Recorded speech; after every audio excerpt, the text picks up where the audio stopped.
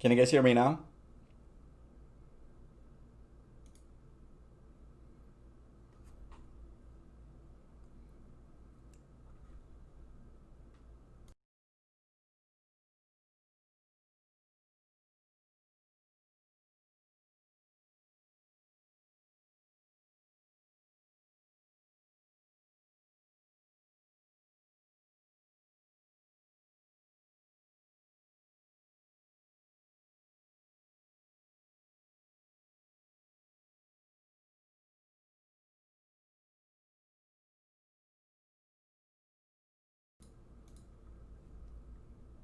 Why do you think I'm a different person when I speak?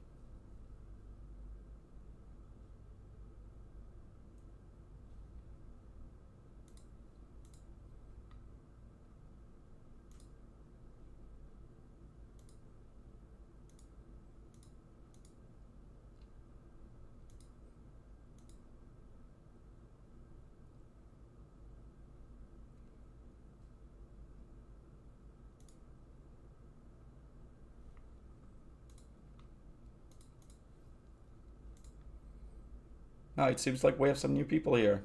Hey, Johanna. And Nature Calisthenics. How you doing, guys?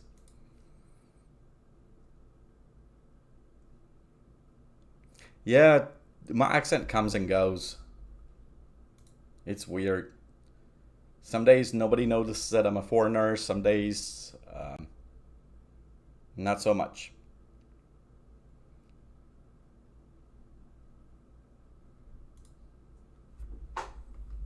I'll give you a couple of more minutes. Make sure that everybody catches up. I got a couple of DMs here on Discord asking for the stream link.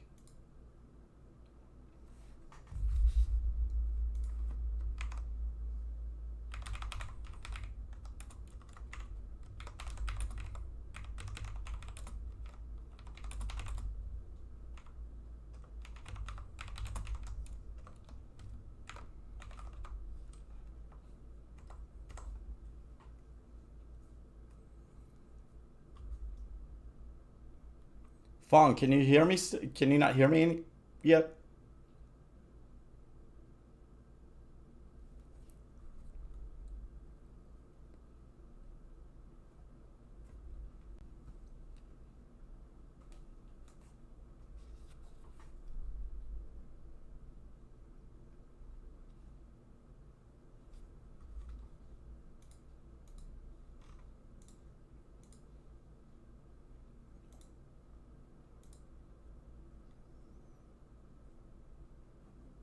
David can't hear me also.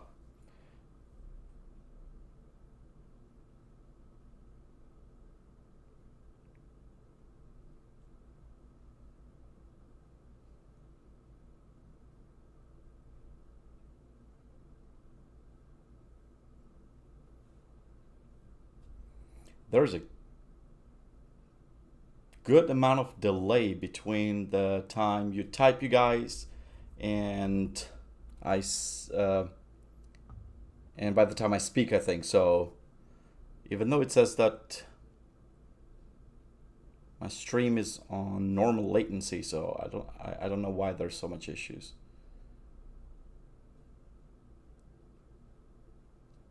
David, you still can't.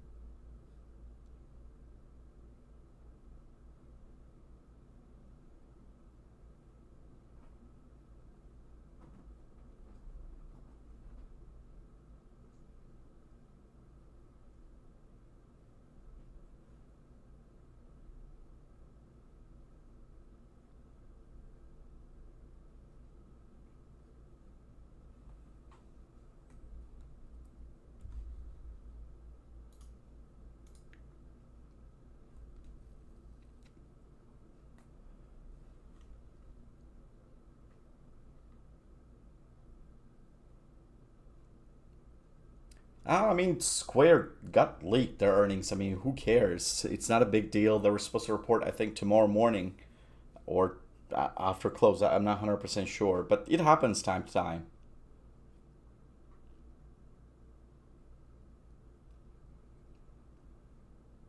It was a monster move. Disney surprised the heck out of me. They were saying that they were going to post a first quarterly loss earnings per share since 1980 or something like that, but we all saw what happened. I am glad they are doing well. I FOMOed and ended up picking up shares at like 123.50. I already had a position, but I wanted to add to it, but I wanted to see what the earnings were like. Uh, uh, I think I can't remember who it was, but somebody else picked it up at like 115 or something like that on our server. So, good job.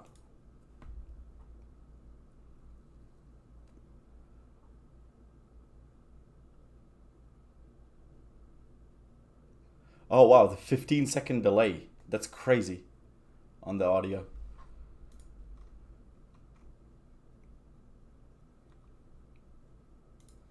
I tested my network right before I went live and the ping was fine. So I'm not 100% sure, so you guys have to bear with me here. Lately, we've been having a lot of network issues around here. All right. We got about 19 people, 20 people watching now. So make sure to subscribe also. And hit the like button on that video. We're going to go ahead and start. Let's see. Let me get my list out real quick of all the stocks that we are covering today.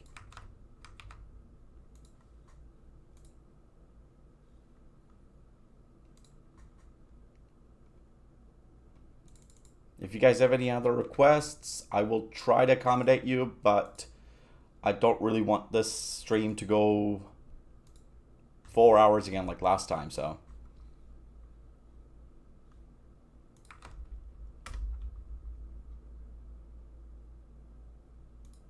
All right, what do you guys want to start with? We got S&P 500, Roku, NVDA, Amazon, Walmart, Boeing, Tesla, NEO, Square, AMD, Workhorse, Apple, ATI, Wayfair, Etsy, and Disney. I guess let's start with NEO actually, since the chart's already open on that one. So.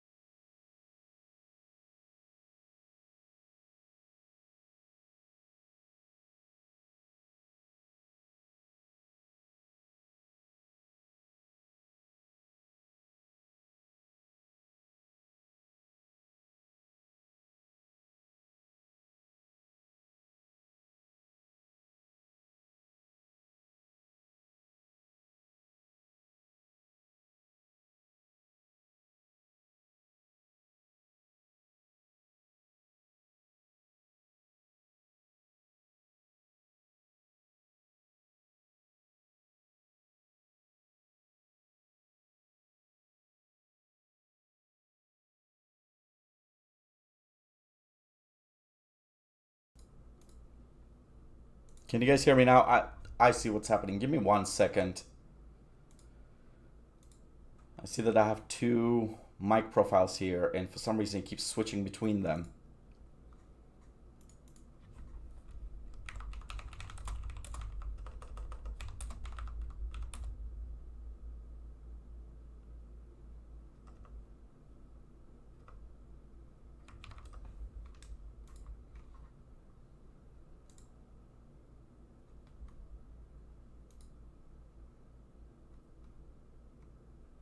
I don't know why it keeps switching. I've been having so many problems with OBS, and I tried the alternatives and they were no better. Okay, so you guys can hear now. Yeah, I had to delete one of the mic profiles. I don't know why. There's mic aux 2 and mic aux. I had to delete the mic aux, and I think hopefully it fixed the issue.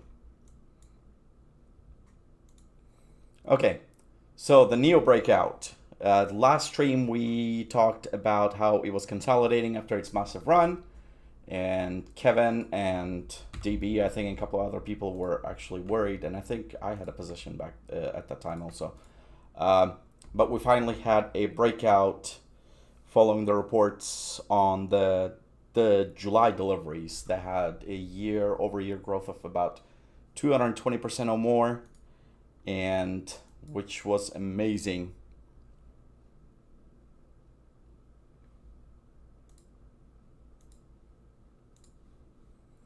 So I expect a continuation today.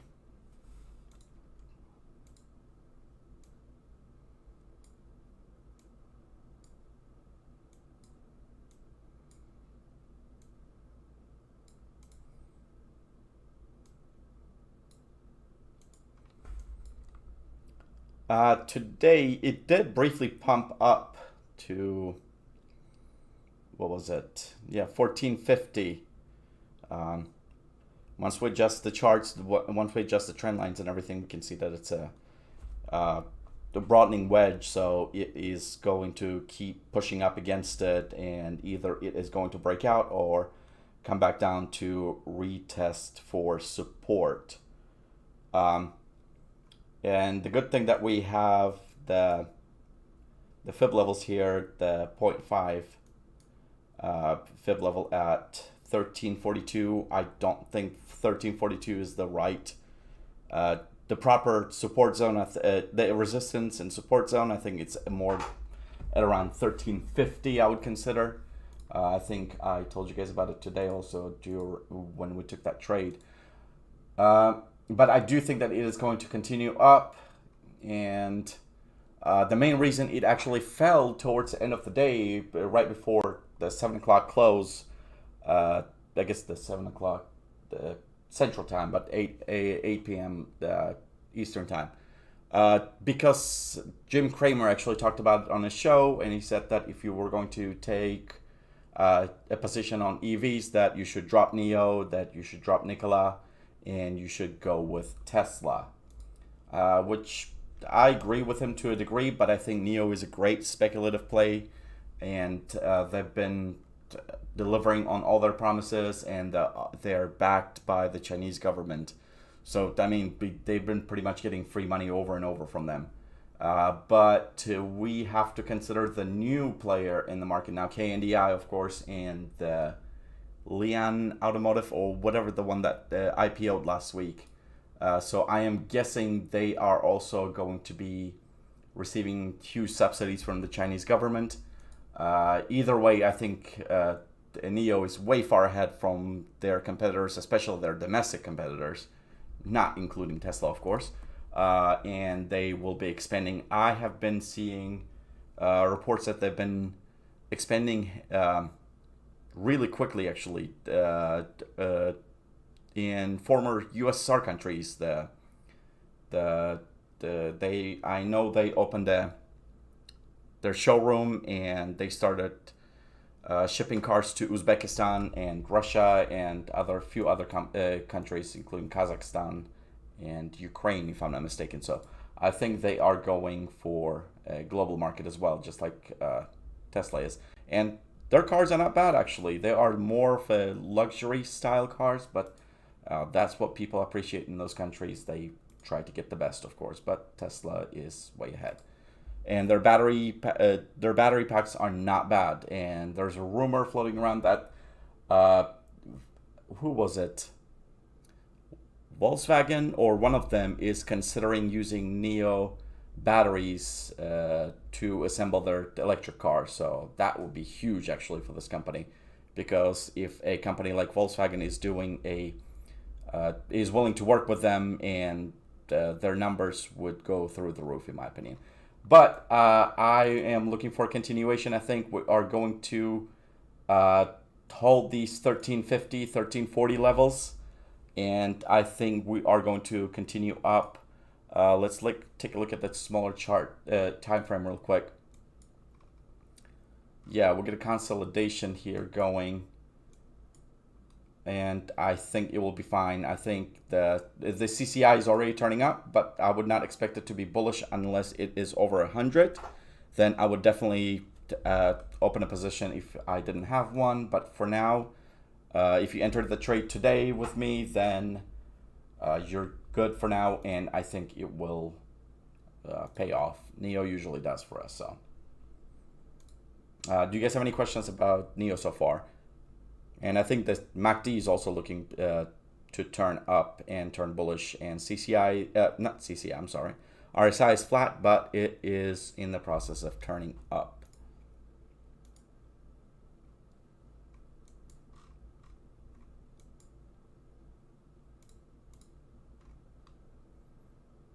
And if we take this breakout move,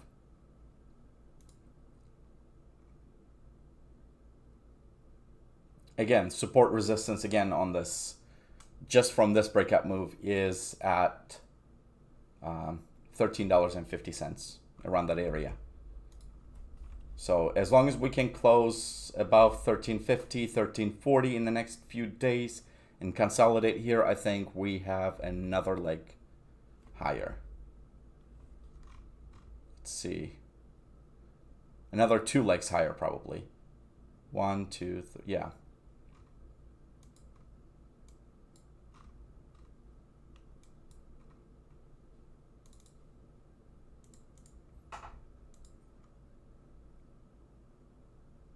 Who bought 1.3 million in batteries? Volkswagen from Neo?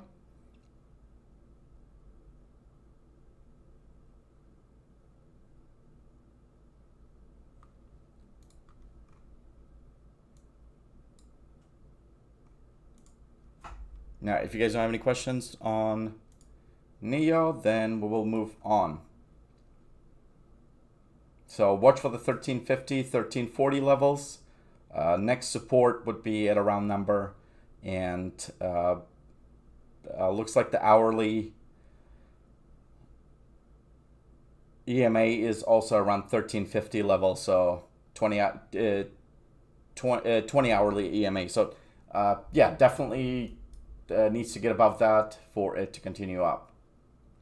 And if you guys haven't noticed, also pay attention that most of the pullbacks have been in much lower volumes on Tesla and on Neo actually. So most of the red candles are going to be in much lower volume. So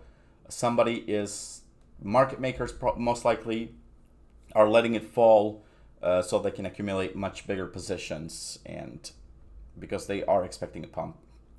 I think Tesla will have a good day tomorrow.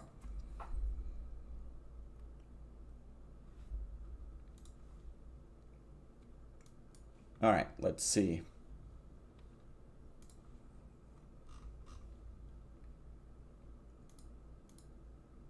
Next support by the way, on Neo is going to be around 13 and 1260, 1250.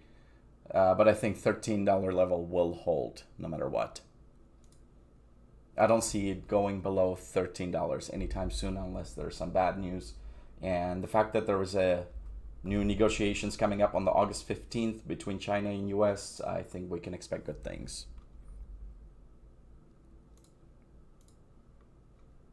Yeah, Aditya, don't get me started on Tesla. But then again, it's been good to me over the years, so I can't really complain.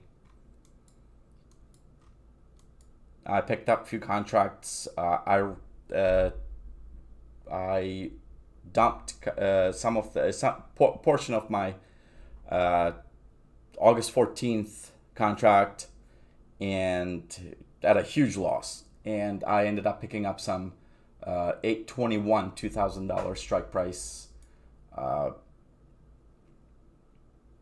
call options today at around 4 something. But I didn't want to alert you guys because I know you guys get burnt already this week with Tesla. I don't know. Sorry. I don't know what just jumped. I think Tesla S&P 500 inclusion will be... I think that's one of the main reasons. It might be that the low volume pullbacks are happening on Tesla because the fund managers and money markets and money makers themselves, they want to let it fall a little more because they want to pick it up a little cheaper than they would like. So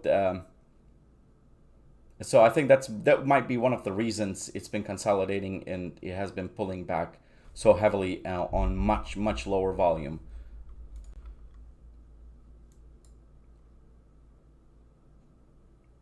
But it's supposed to be announced by end of September at the latest, I think. So I think the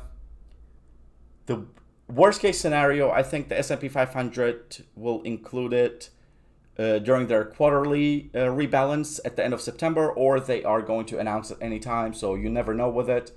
But if there's any kind of catalyst, and knowing Elon,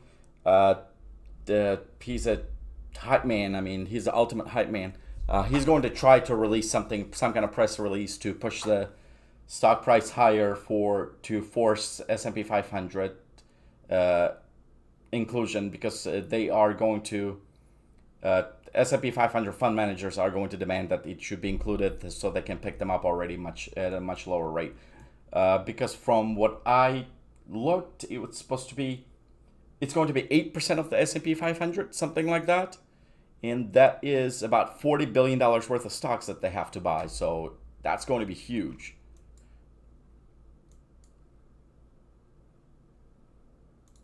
I might be wrong on the numbers, of course. But Tesla. We'll get a symmetrical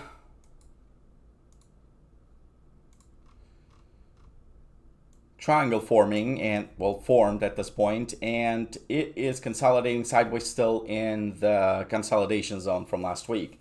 So I do think it did pierce through once today, and it did try to go back up towards the end of the day when Kramer mentioned it on the show that everybody should dump everything else regarding EVs and just stick with Tesla. So I do think that it is going to have a good day tomorrow. I think, let's see, we got 1, 2, 3. That was a fourth. Let's see, 1, 2, 3, fourth breakout. Maybe pulled back just to test the support levels again. And again, it bounced from the 1467 level, just like it has been doing for the past, I don't know, 1 week, I guess. But it has a support from the previous support going all the way back to July. Let's see. Yeah, mid-July. So we have a decent support and base building. So don't forget that I think we have covered it even on the free live classes that I've done with you guys. That don't forget that the longer the consolidation, the harder the breakout. So I do think that it is going to happen again. And Tesla is notorious for long consolidations and breakouts. We can see same thing here, happening here. Of course, this was a huge dump from the March lows. And we have the same thing going here. So it is pretty notorious for long consolidation and huge breakouts afterwards. So If you faint-hearted, if you don't want to risk too much capital, I would not suggest trading Tesla, but I would suggest picking up shares, honestly. I am still bullish, even though I trimmed a lot of my positions yesterday and today on my long-term portfolio. I have not trimmed any of Tesla. I don't intend to. I did that mistake once. I'm not going to do that again because I had to buy back my shares at a higher level, actually. But I was glad that actually the March crash came our way, because I was able to pick up some Tesla shares at a much and I was able to average down, actually. So the main thing I would look out for at this point is the 200 hourly moving average. And if we switch to the 4 hourly, that is the 54 hourly moving average. So the zone you want it out of would be this one. I would watch out for 1515 to 1530 levels. To be safe, 1550 levels. If it can break above 1550 levels, I think we will have a monster run on Tesla again. And I do expect that even if it doesn't take out the 1794 highs, I think it will take out the 1700 level. And I think then it will consolidate between 1750 and 1650 or so, give or take. So I do expect a good day tomorrow on Tesla. I think tomorrow and Thursday might be a good day.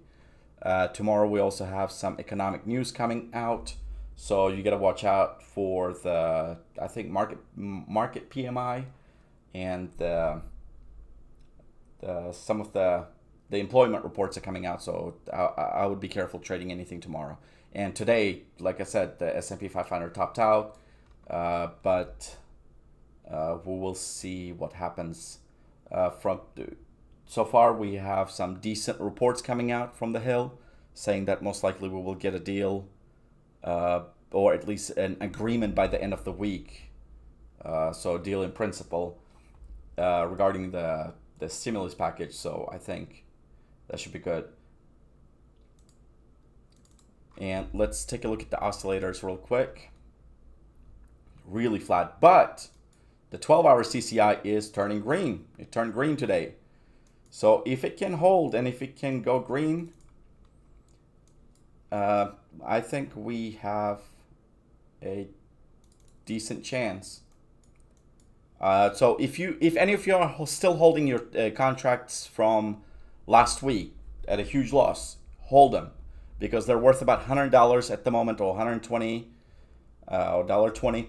I would not sell them at this point. You already lost about $1,000 on it, so let it ride at this point. They don't expire until end of next week, so you just need one good day, two good days for you to recoup at least most of your money back. So, but MACD, same thing. It's trying to turn, but so far flat. RSI, same thing, but CCI is turning green. 4 hourly CCI is turning already turned green, and MACD is actually crossed over to the bullish direction. So I do think we have a signal from the technical standpoint, and I do think that we do have a breakout based on the patterns. So I think it will be good. I'm not too worried about Tesla, honestly. But if you have a smaller account, I would still stay away from doing any call options, and I would stick with buying shares, or at least fractal shares. Do you guys have any questions about Tesla so far?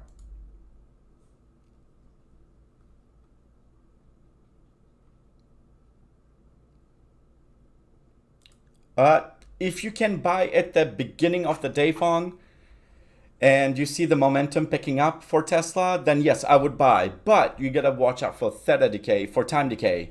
The theta is high AF on those, on every Tesla, call options, or any options, any Tesla options for that matter. So I would watch out for that, because if it doesn't work out, and make sure that you have a day trade. Because if, let's say you are about 20% up and you picked up those same shares same Tesla calls, the $2,000 strike price expiring on 8/14. The Theta was around 45, if I'm not mistaken, today, 0.45, which costs you $45 per day in time decay. So if you, let's say, pick them up for $100 and it's up to $150, and next day it is flat, or even if it is going up, you're still back to zero. You're starting back from zero where you started. So all your gains will be wiped out or the next day. So I would be careful with that. So I would try to day trade Tesla options rather than rather than hold them overnight if you don't want to risk time decay. And yes, Aditya, it definitely depends on the expiration. But if you go further out on the Tesla options, you're gonna pay huge amount of premium, and it might not be worth it for some. Since most of our members actually work with much smaller accounts, I would stay out from Tesla trades maybe, unless I do a YOLO call and I say it's a day trade or something like that, because I don't want you guys lose money.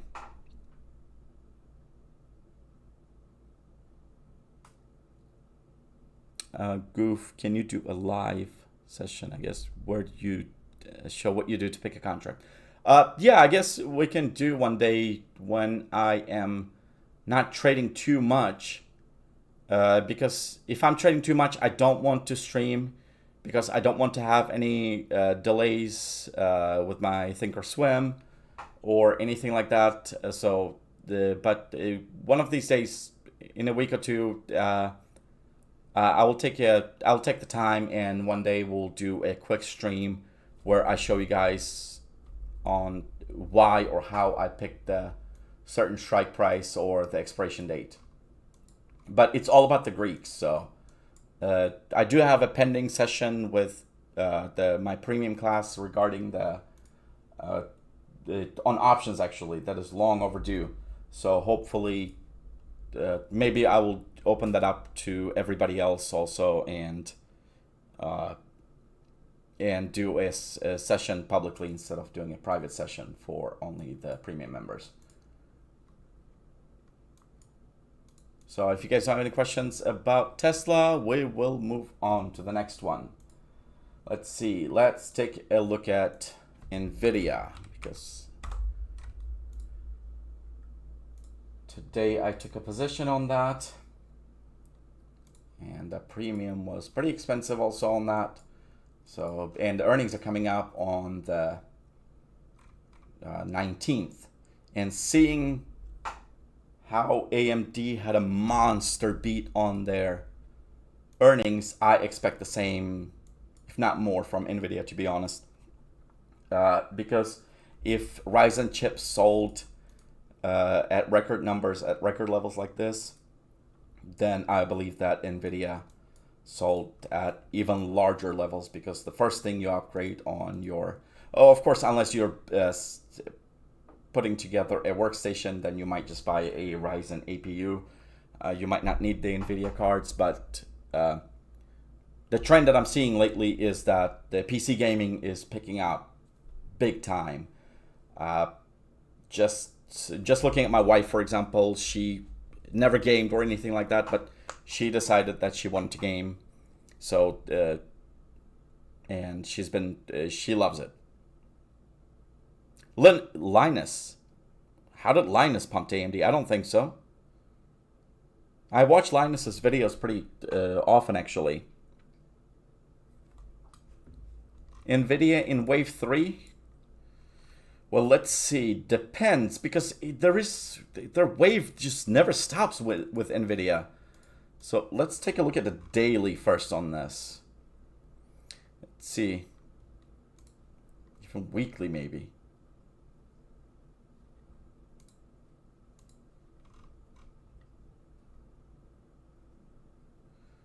Well, let's see.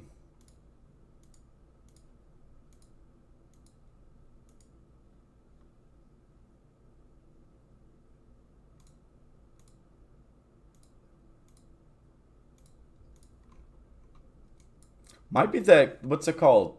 The start of a new elite waves, actually. So this might be actually wave 1 still.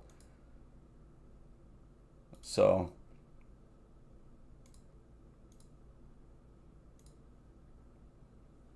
what are we gonna do? I mean, let me expand this real quick.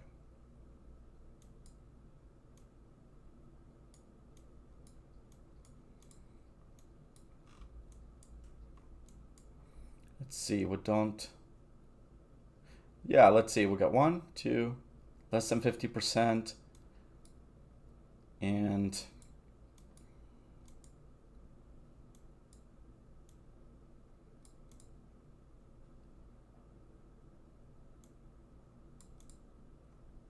pretty equal when it comes to the wave 3. And let's take a look at this.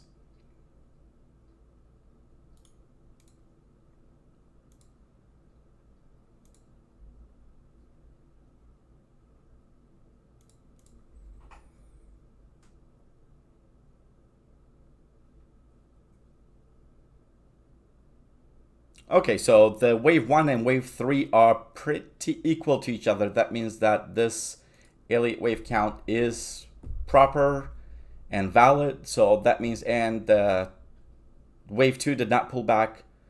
Let's see. What if we... Yeah, wave 2 did not pull back below the 50% mark of the wave 1, and the wave 4 did not touch the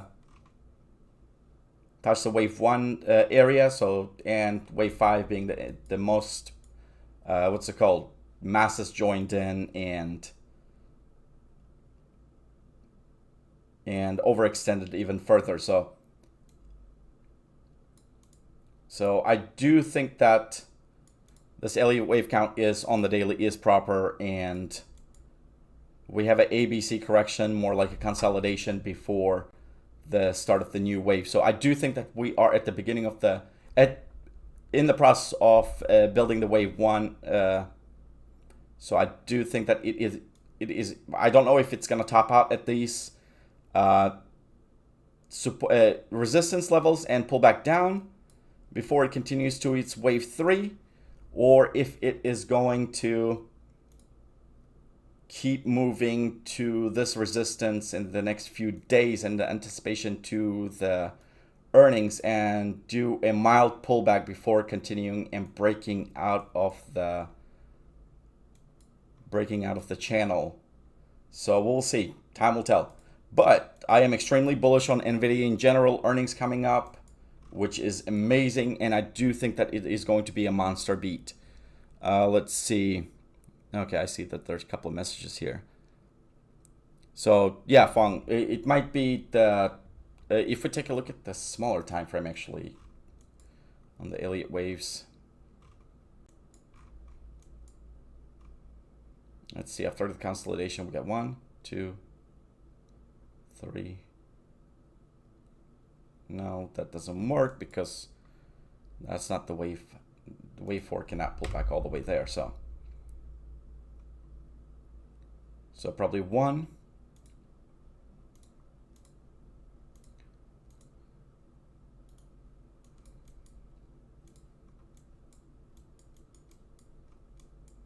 So yeah, if we take a look at the 4-hourly chart after that long consolidation, we got what?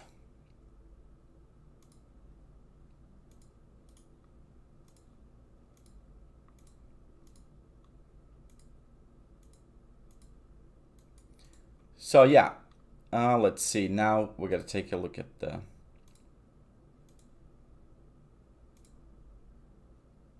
Oh, okay. So it touched exactly the 50% pullback level on the wave 2 was exactly at the 50% level and closed above it. So that means that we do have a wave 3 at our hand, like Fong suggested. Good, really good catch, Fong.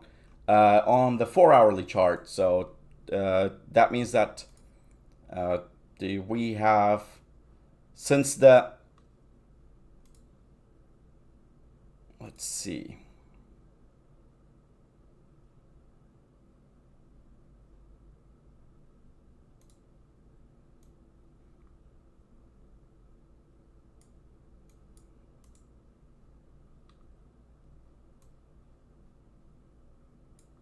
Since the wave 3 cannot be the smallest wave, the shortest wave, or the smallest gain wise, so I do think that it is going to run up to about this trend line over here.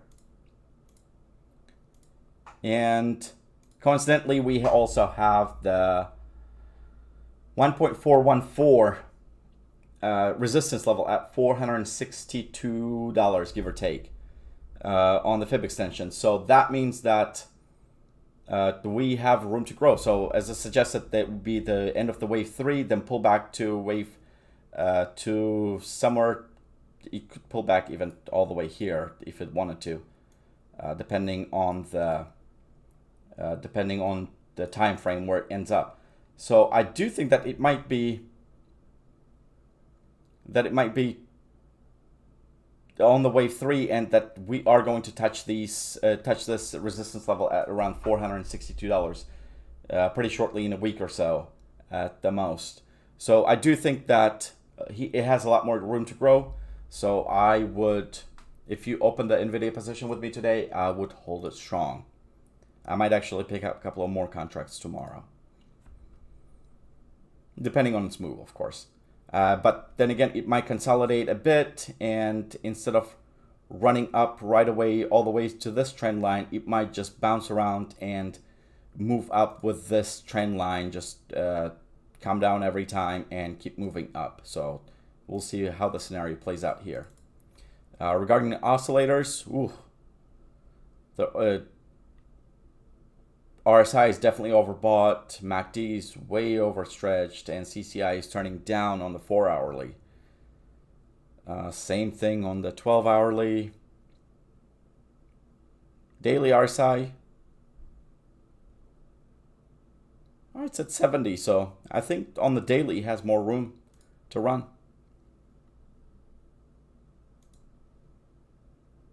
On the hourly, again, it's turning up. So I do think that NVIDIA is one of the sure bets for the next 2 weeks, in my opinion.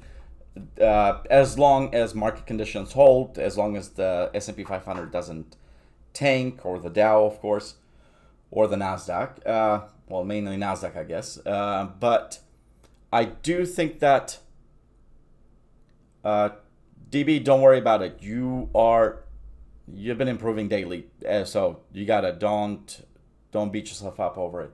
I do think that you still have to be careful, because there's, of course, time decay involved with NVIDIA calls. So, and especially leading up to a catalyst. So Theta won't be too much of an issue if there's a catalyst coming up. But if there's no catalyst, then of course it hits much harder. So I would be careful still. So if it does slowly move up, leading up to earnings, then you might take some time decay, some Theta hit. But if it runs up quickly, then Theta decay is going to play in your favor. So NVIDIA is looking good though. So I'm very, very bullish on this. Yeah, Goof, earnings are on the 19th.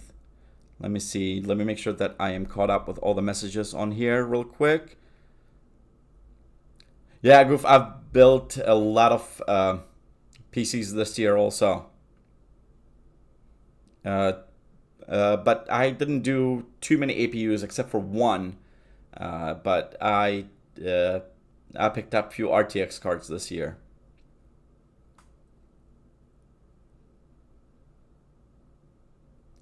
No, I mean, it's good to still have it play on a console. I can't, for example, when I play FIFA, I cannot do, PC. I have to play on a console for some reason.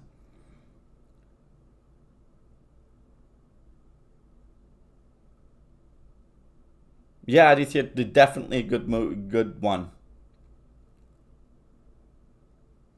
Yeah, Goof, you lose $40 per day. Fong, yeah, if it is continuing its move tomorrow, NVIDIA, which I do expect that it will, you should purchase it. I purchased it today and sent out an alert. I don't know what time it was, but oh, it was right before close, actually. That's why. So most of you might not have picked up that.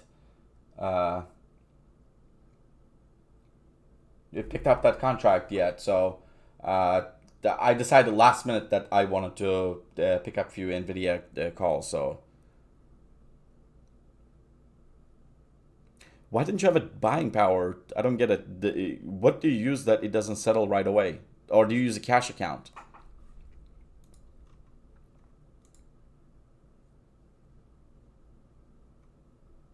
But NVIDIA looks good.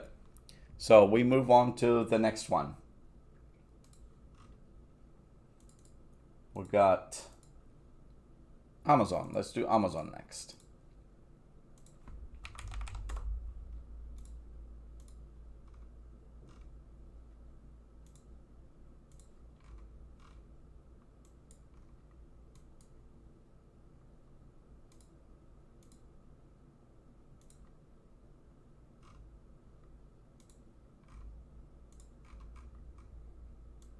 I really don't like the Amazon chart. I don't know if I told you guys about it last time, but I think I did mention it. It's just there's way too many peaks and valleys on this one. So let's see. We had one, two, third touch of the trend line. I think I did say that it was going to fail, and I have not even looked at the Amazon chart since our live stream. So as you guys can see, again, it's coming up to that sell supply level. And if you guys ever see actually a red box like this when I share a chart, consider that a supply zone, meaning lots of sellers.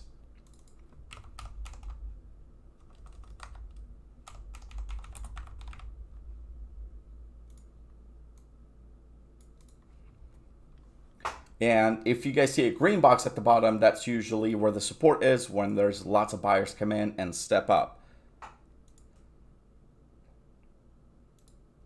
Goof, I'm not doing any premium, new premium memberships at the moment because I do want to finish up the class that I have pending still. And I am redoing the curriculum right now because it was taking too much effort on my part. And what's it called? It was just taking up too much of my time. It would take me a week to put together the materials, and it would be 3+ hours of streaming at one sitting, so it was a bit too much. Right now I'm trying to concentrate a little more on having, not me time, I guess, the family time a little more. So I don't want to take on new students, and even when I did offer premium class, I would have very limited number of seats available. I don't think I've had more than 15 seats available ever. But I'll let you guys know once I do set up a new premium class. But on the Amazon, getting back to Amazon, this is also looking like a cup and a handle breakout as well. So let's take a look and see if it pulled back for more than 50%.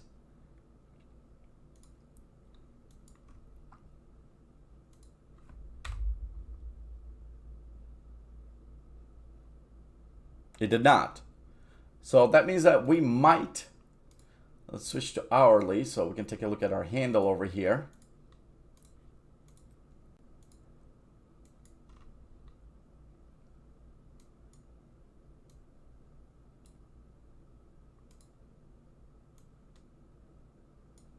Wow, that was a terrible cup.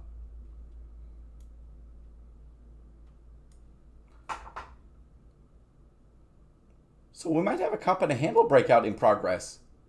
We'll see tomorrow.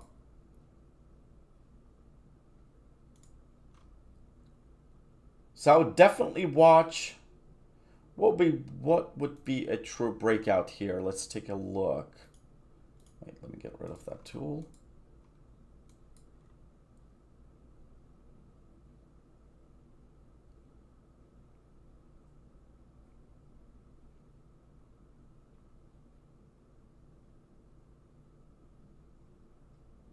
Yeah, I would consider it a true breakout if we can close above 3150, 3160 tomorrow.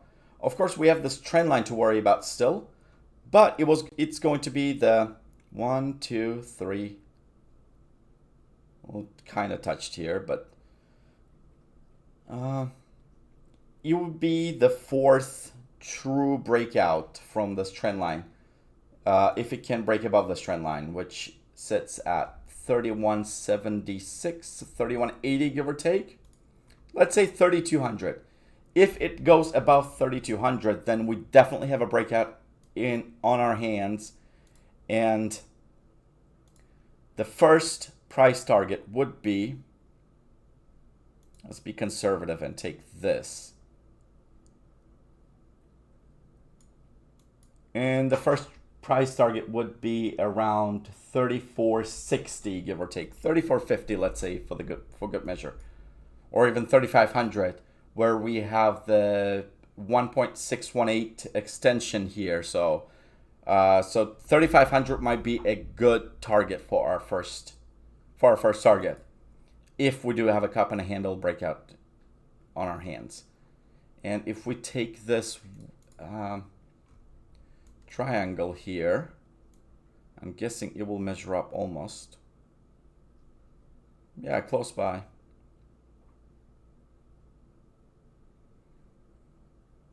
So yeah, I definitely think we have a cup and a handle play in progress here. Let's take a look at the oscillators here. Let's start with daily. Daily RSI broke out. CCI turned green. I think tomorrow it's going to go above 100 and give us an alert. If you don't know what this CCI is, by the way, this one I'm talking about, go find the video on the YouTube. There's only actually one public video on my YouTube on setting up TradingView. Set up your TradingView with a CCI that I have published. I show you on there how to add that CCI, the custom CCI, to your TradingView. Set that up anytime. Excuse me.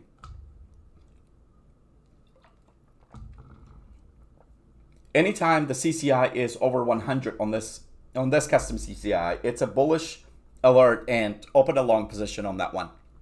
And anytime it's under 100 in the red, then open a short position. So what's it called? Do make sure to take a look at that video and make sure to ask questions if you do have any, and I'll be happy to help you out. The RSI is turning bullish. MACD is about to turn up, I think. And we got a CCI. I think we're going to get a CCI alert tomorrow. And on the 12-hourly, we do have a pullback, but I think it's going to be a divergence on the MACD, and I think it is going to move up tomorrow. But somebody remind me to take a look at Amazon tomorrow. I don't trade it often. I hold it, but I don't trade it. So CCI and MACD, again, trying to turn up here. On the hourly, they have both turned. RSI is flat, but it did bounce from the support resistance level on the RSI, on the hourly. So I do think that Amazon is looking good. Last week's TA, I said that this level is important. I think that it was going to sell off and was going to pull back, which it did, and it did trade. Even though the earnings were a monster beat, it was not enough for it to push higher. It ended up pulling back. So let's see.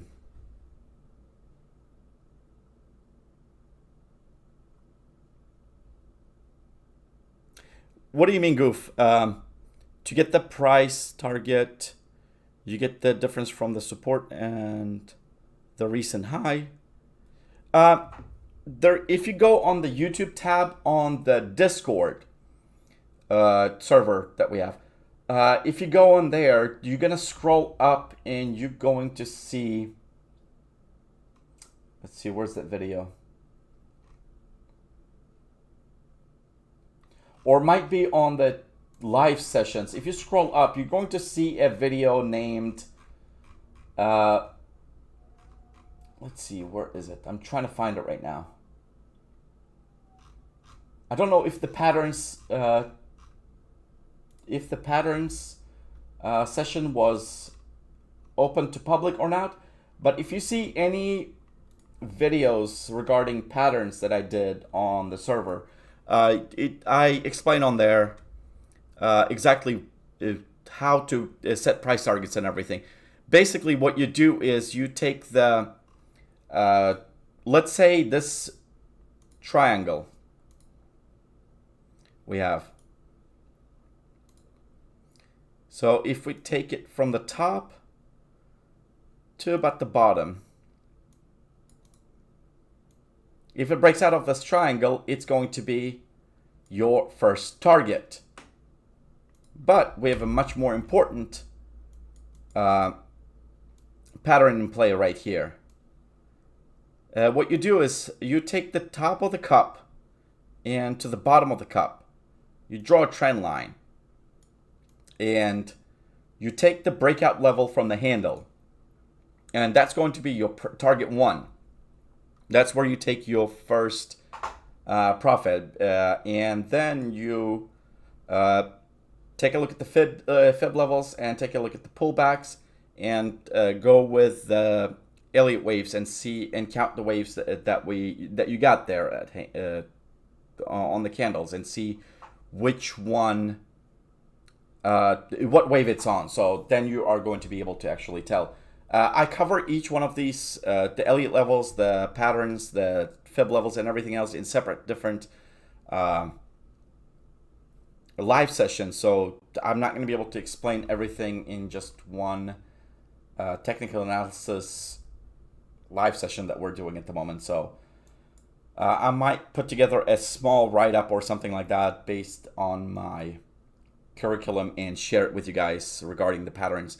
But I was telling actually Kevin and DB that we should do a refresher, basic refresher regarding the support resistance and the patterns for everybody publicly, so everybody has a better understanding of the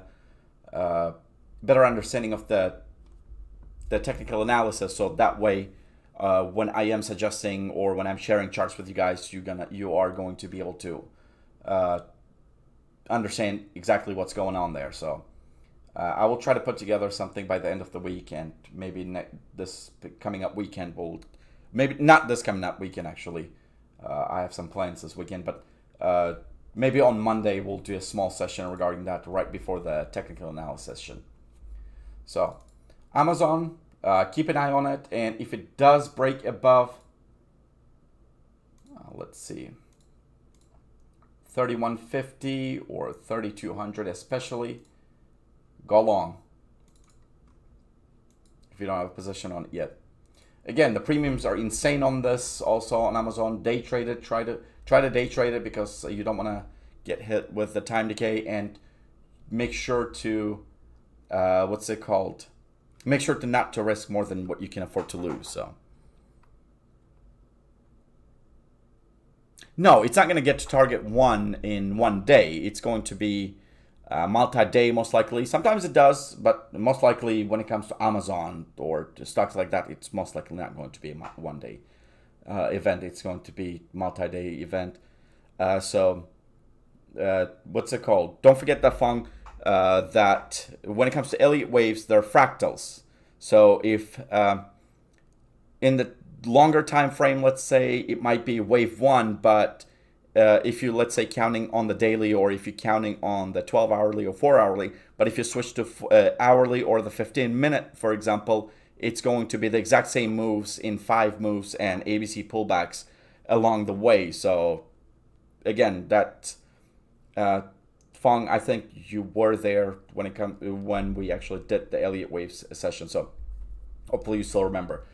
So to follow the fractals. If you don't know what the fractals are, look up the mathematical term fractals, what the mathematical fractals are, and then look up Elliott waves. The Elliott waves are based on fractals. So what that means that for example, the bigger move is, for example, the smaller move is the bigger move is going to mimic the smaller move of the elliott waves, and it is going to go in that pattern pretty much. So if you guys have any questions about Amazon, let me know. If not, then we will move on to the next stock. We're already hour in, and I think we've only covered about 4 stocks, and we have a lot more to go. Let's see. Next, we got Walmart. I have not taken a look at this chart in a while, I think. It's forming me apart.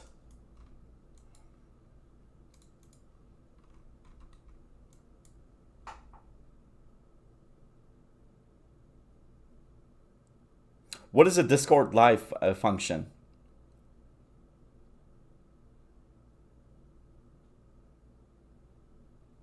Oh, Fong, I'm sorry. Hold up. Apparently, there's multiple messages.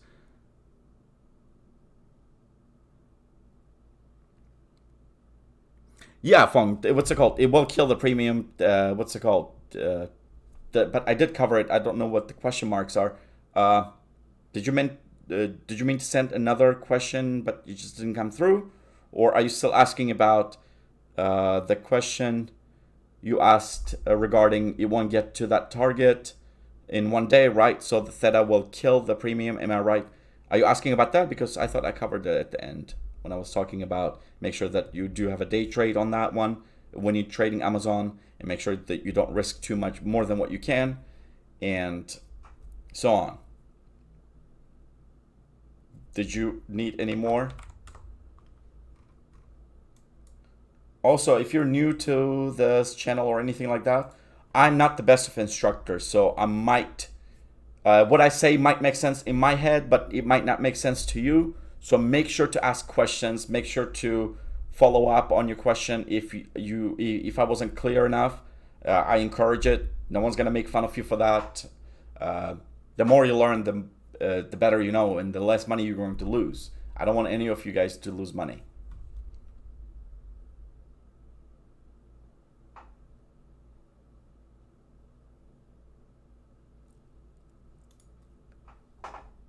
Nivri. It depends on the Greeks, of course, of the option. So I take a look at the Greeks, which one's paying the highest delta, which one has the lowest theta, because it doesn't matter. Even if I am day trading it, for example, it might not work out in my favor, and I might have to hold the contract for a few more days or a week even.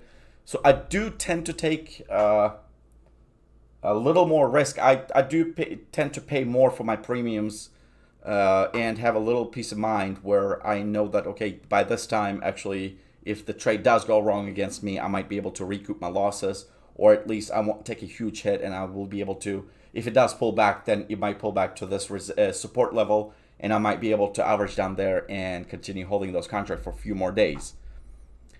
So I might be, it depends on the situation, really. I cannot tell you definitively which one I pick all the time. For example, there's no such thing. So I take a look at all the variables I have, all the information that I have in front of me, then I make a decision based out of that.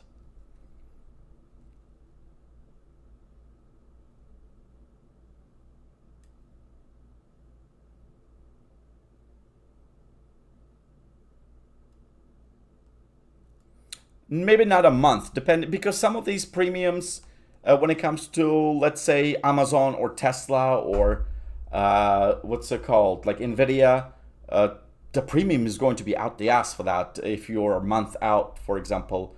If you do want a peace of mind, and if you are willing to risk that much capital, then go for it. But yeah, I mean, I do those also, but I try to stick to about 3 weeks out or so, or at least 2 weeks out.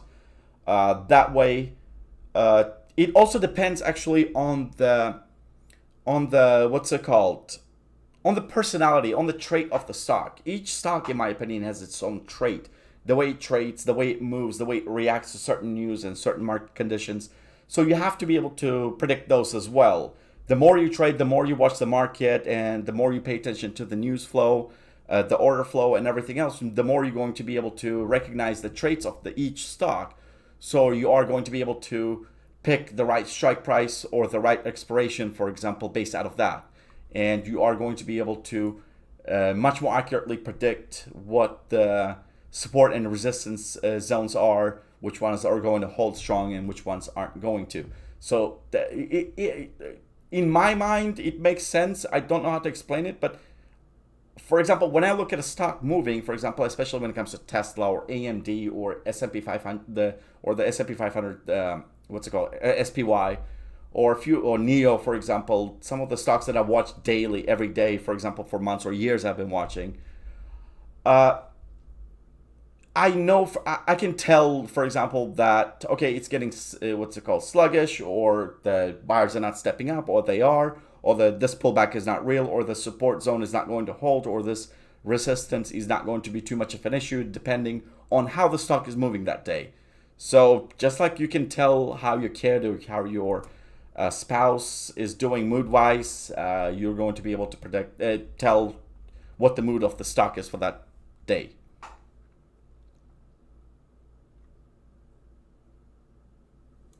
So hopefully I was clear enough.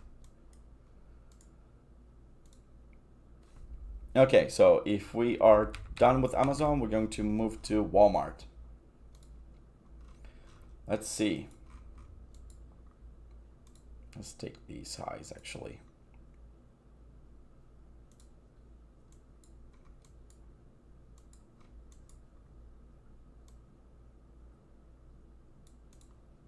Walmart also had bad news actually today after the close. The Walmart Prime, or whatever, the Amazon Prime competitor that they have in the works, has been delayed. I did not look into the details of that report, but for breaking news, I use Benzinga Pro. I usually use it. I mainly use it as my main hub for all my news. For example, the option sweeps and the intraday movers, and like daily gainers and losers and everything else. So take a look at it. They offer free trial, so sign up on the free trial. And if you think that your capital in general allows you to, if you trade full time, and if you trade with more than $6,000-7,000, or even $5,000 maybe, and if you trade daily, I would suggest that you do get it. But they're a little bit on the expensive side. I think if you do monthly, you have to pay about $200 a month, plus the options data or something like that. But if you do yearly, it costs you about $1,700, give or take, and it is well worth the money. It makes me its yearly subscription fee in one day, honestly. Mainly I use the market movers, like the movers. I use the news feed. I use the main hub, the one that you click on any stock and it just shows up and it lists all the details and everything. And I make a watch list on there. And of course, I also, if you click on the plus tab on the at the top, it gives you an option to open tabs within Benzinga Pro itself. There's what's it called? Alerts or signals, something like that. I can't remember right now. Hold up. It's what it's called. Signals. It's like a little antenna tower. If you click on signals, for example, you can choose, for example, from price spikes, option activity, block trade, halt, resumes, opening gap, high and lows of the day. And once you do that, you can even filter them. For example, add filter and do securities, and you're going to be able to filter it by stock, by one stock to whatever, or watch list or whatever you want. So it's a really, really good tool, and it is well worth it if you can afford it.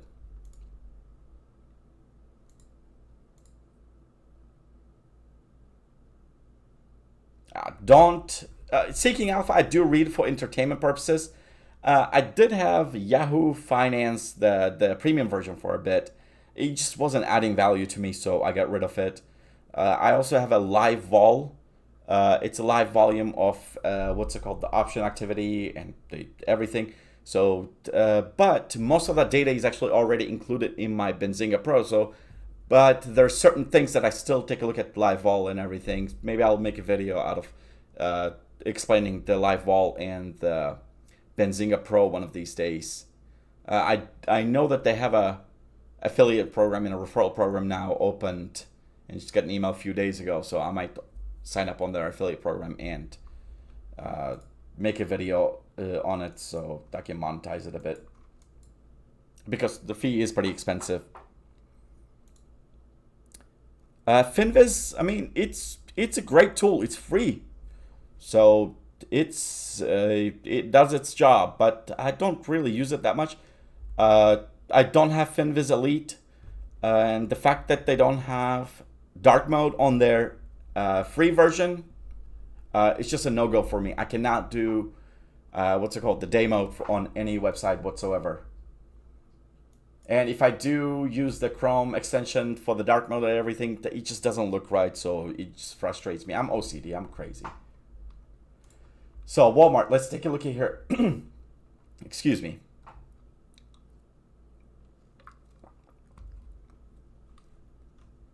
And I don't know what bar chart is, honestly, so yeah, I'll take a look at what bar chart is. Holy shit, we just got a breaking news on Wall Street Journal. The Justice Department is seeking as much as $18.1 billion from Purdue Pharma, a demand that could disrupt the OxyContin contents maker settlement efforts. Wow, $18.1 billion settlement. That's insane.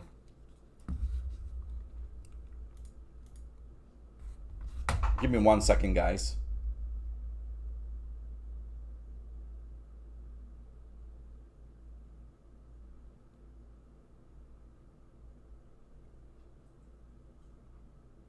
Futures are about to turn green on the S&P 500. Nasdaq is flat now.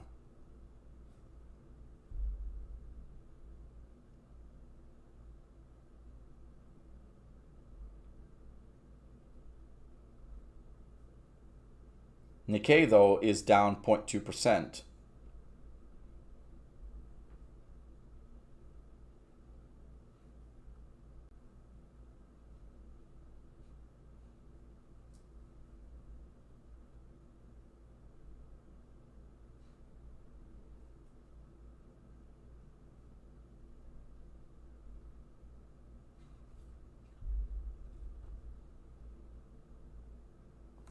Give me 1 second, guys. Let me let my dog out.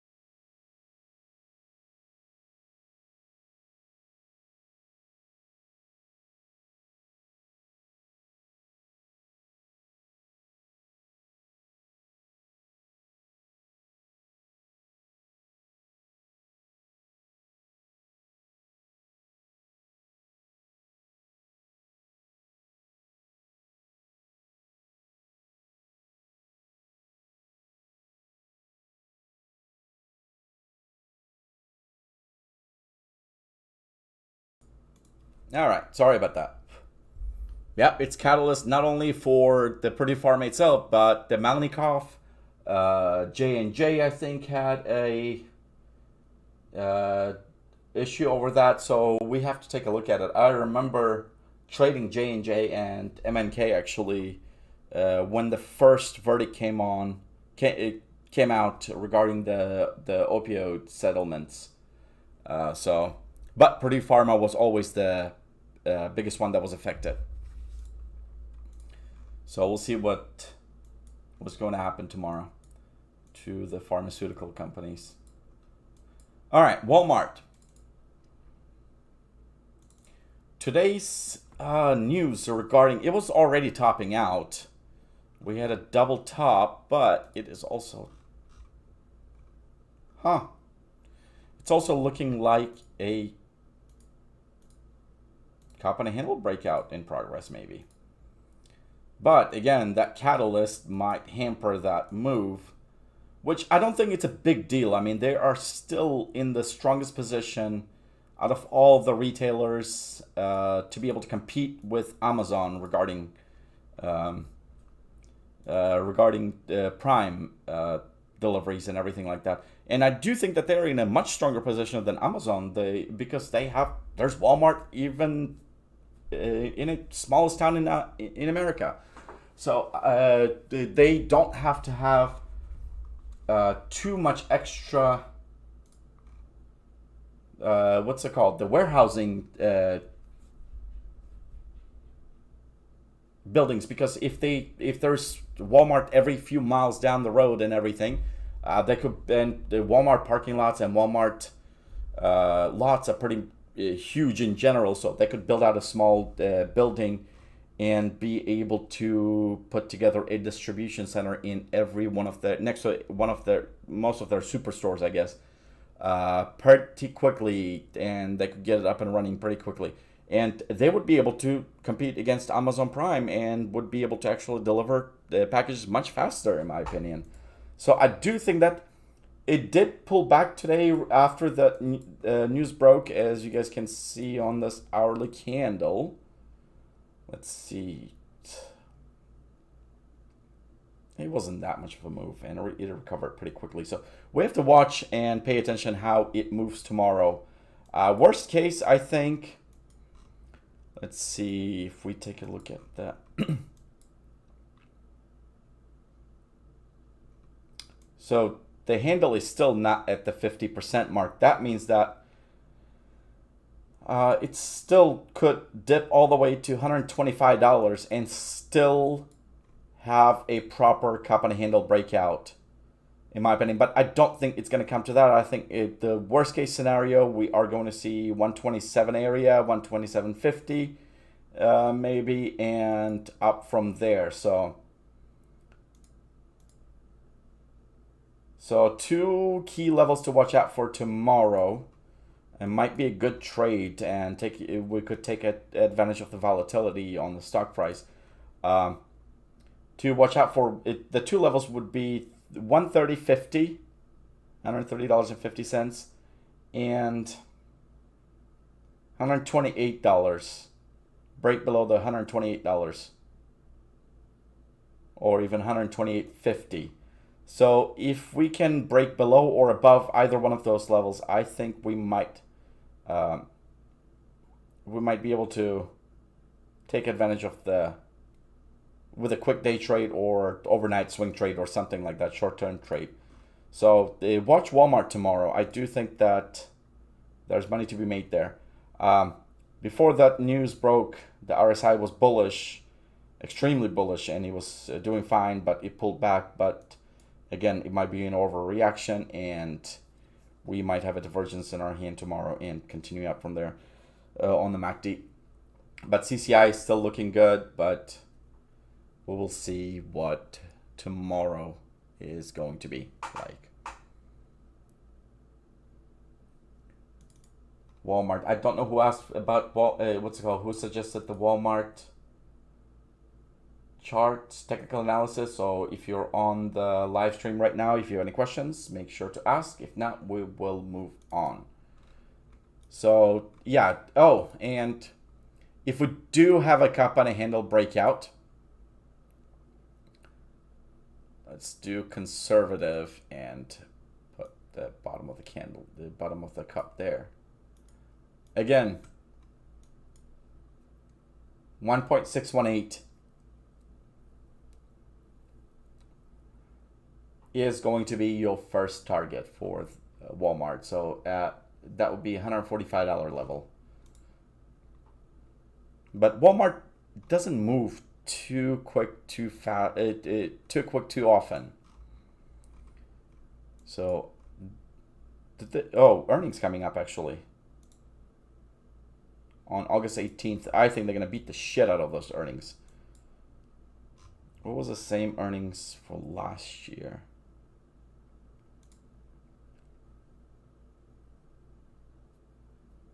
Estimate was 122, 124. Yeah, they're going to do fine.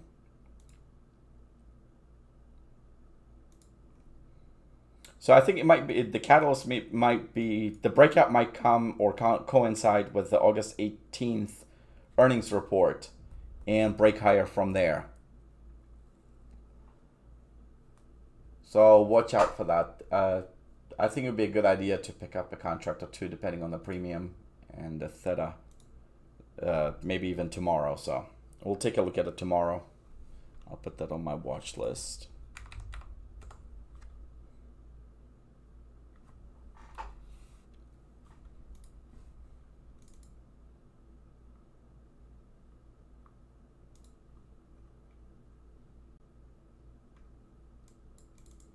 The daily close actually broke above, because the daily close, the candles, they are going to, the daily candles going to stop moving at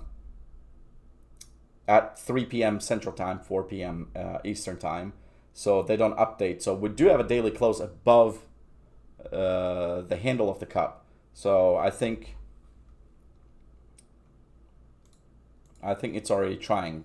From a technical standpoint, it was a perfect setup for it to break higher because we had the 86 area, and if it does pierce through above that, so I think instead of the $130.50, I'm gonna go ahead and set my alert at 132.50 or so.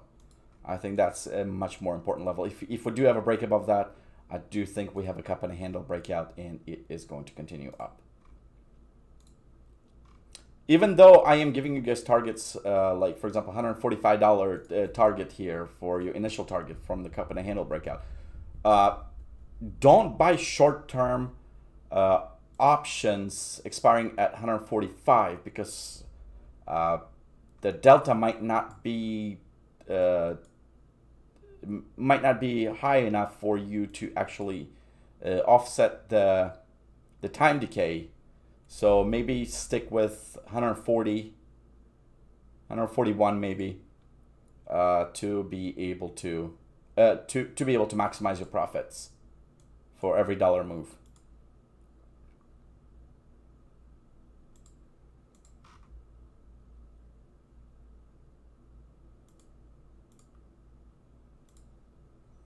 All right, next we got Boeing.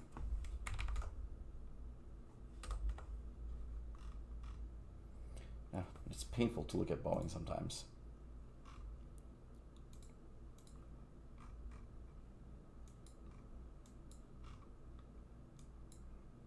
That was a perfect fall from the symmetrical triangle here.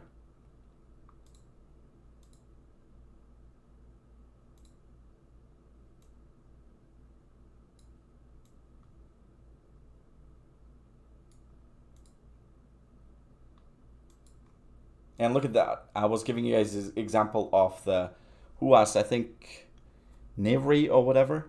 I'm sorry if I'm saying your name wrong. I was explaining, you were asking, one of you guys, I think it was Navri, asking about how I determined the price target and everything. You guys can see here that once it did break below, broke down from the symmetrical triangle, the height of the triangle, that was the first target. As you guys can see, it came back, even though it kept spilling, it did come back up to test that level and fell back down again. So let's see.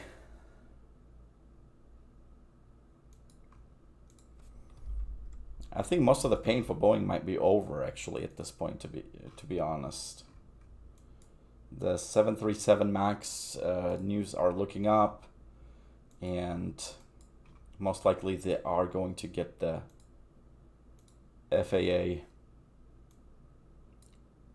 clearance on it pretty soon. So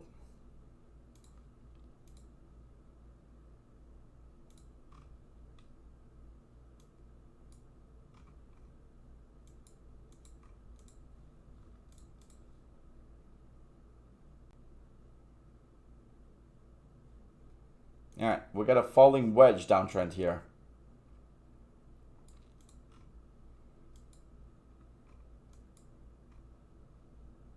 I think it is getting close to breakout. It's about to squeeze. And on the 4-hourly, the 7 4-hourly EMA is about to cross above the 20 EMA, which is a bullish sign we got. And MACD crossed over, CCI crossed over, so I think it might be there's a good chance that Boeing will break out, and it might be worth taking a look at.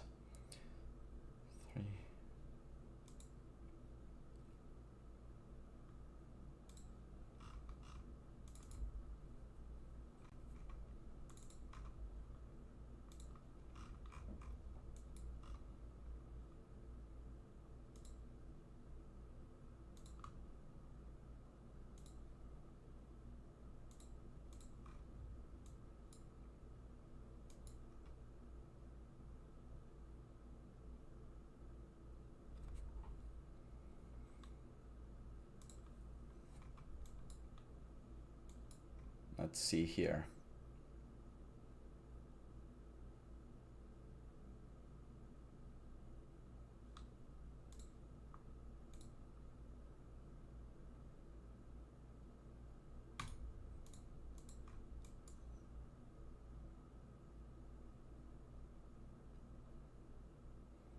So yeah, it looks like if we take the fib extension from there, from the tops to the recent lows here, it did try to break below the falling wedge, but the support held, and the fact that there's a 12-hourly 200 SMA support, as well as the bottom of the downtrend, it held well. It was perfect setup actually. So I do think that it will break out soon. The EMAs are looking bullish, the short-term EMAs, and it is, of course, it is trading above the 200 moving average on the, let's see, on the 12-hourly. Let's take a look at the hourly over here. Yeah, if we look at the smaller time frame, we can see that the 20 EMA has crossed over the 50, is about to cross over the 100.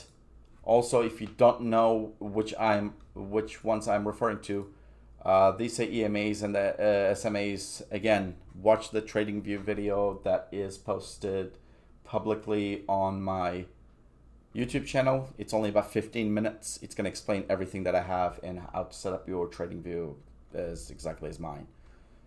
So, and I color coordinate my moving averages on my Thinkorswim and TradingView. That way I always know what color is which moving average in any of the platforms that I use. So yeah, I would definitely take a closer look at Boeing tomorrow. Let's see, it would be around 167. So if we get a break above 167, 167.50, I think that would be a nice, really nice breakout.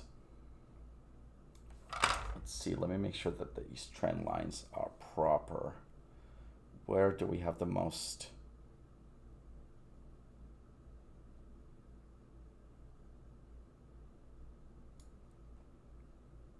Let's see, let's take this from the top. I want to make sure that it is actually in progress, or That way we don't open a position too early on this, if we do end up opening a position. Now that's extreme.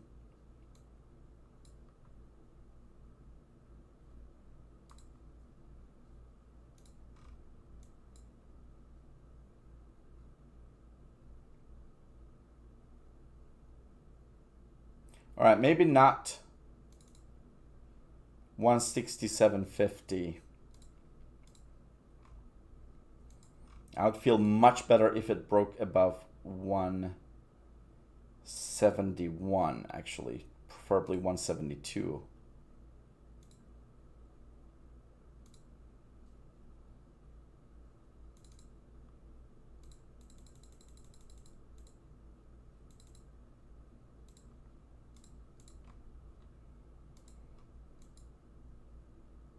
So yeah, break above 170, 170 or 172.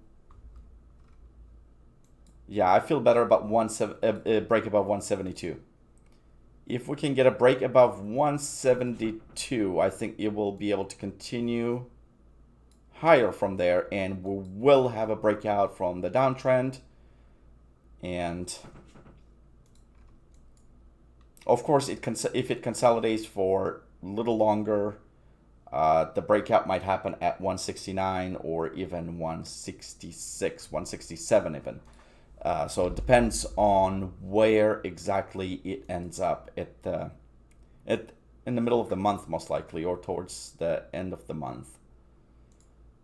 So I do think that it is going to be worth watching in the next week or two. Oh, I see Irwin backwards. I did not catch that. Nice. Goof, yes. Option. Once you buy the options, Greeks do change almost daily, depending on the IV, the volatility index, depending on the share price movement, depending on catalysts, of course, and everything else. So it might spike up, spike down. So it depends. It depends on few different factors.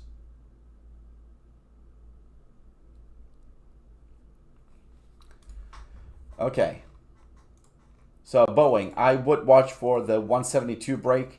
If it does, I will definitely be opening a long position on this.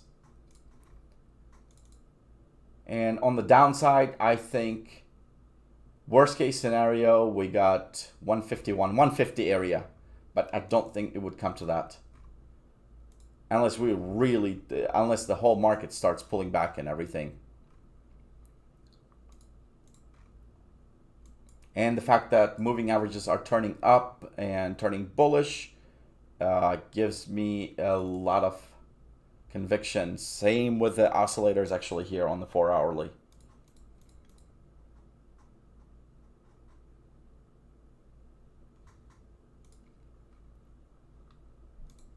So Boeing, add that to your watch list for the next 2 weeks. And make sure to set alerts. One good habit to have is always to add alerts either on your Thinkorswim. The only thing is the Thinkorswim does not notify you if there's a breakout or breakdown, or it does not trigger your alert if it's after hours or before market hours. So that's a reason I set alerts on my Thinkorswim and TradingView. Give me 1 second, guys.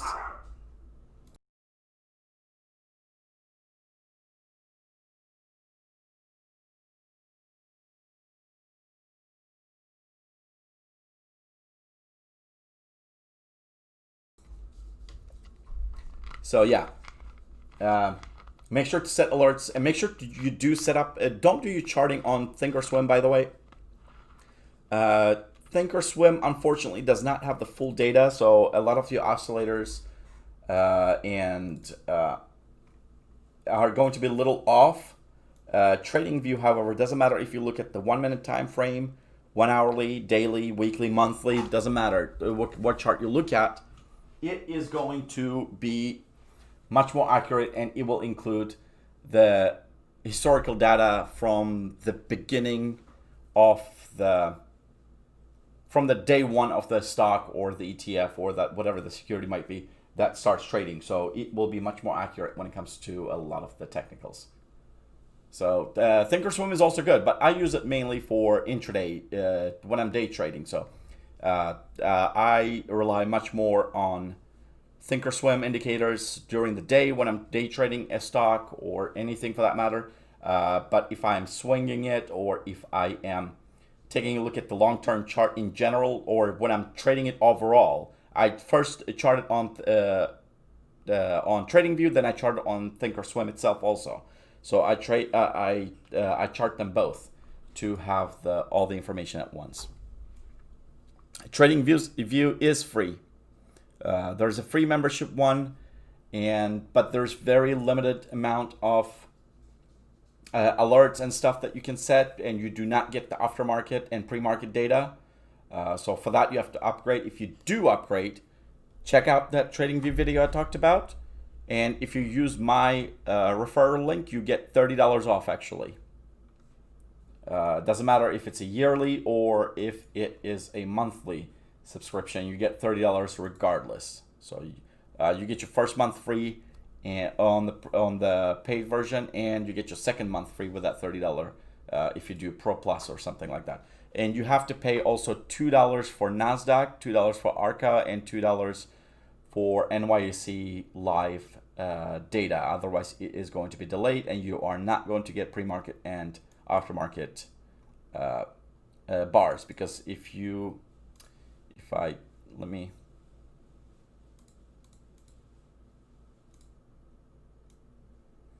Here, if you guys see these yellow,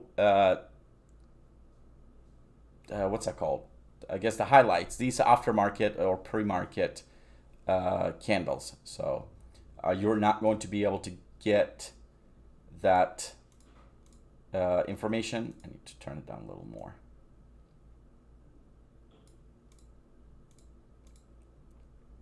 And your chart is going to look like this, where there's gaps, and I don't like not having all the information.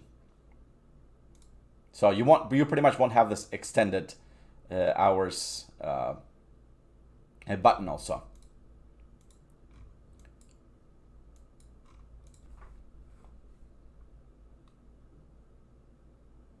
Fong, it's not a bad idea. Boeing is a solid company still. Yes, they're having a hard time, but it's a duopoly. I mean, the airline companies are going to buy airplanes. Yeah, there's a ongoing pandemic right now, and they don't need that much. A lot of them are canceling their orders. But either they're going to buy it from Airbus, or they're going to be buying it from Boeing. And the what's it called?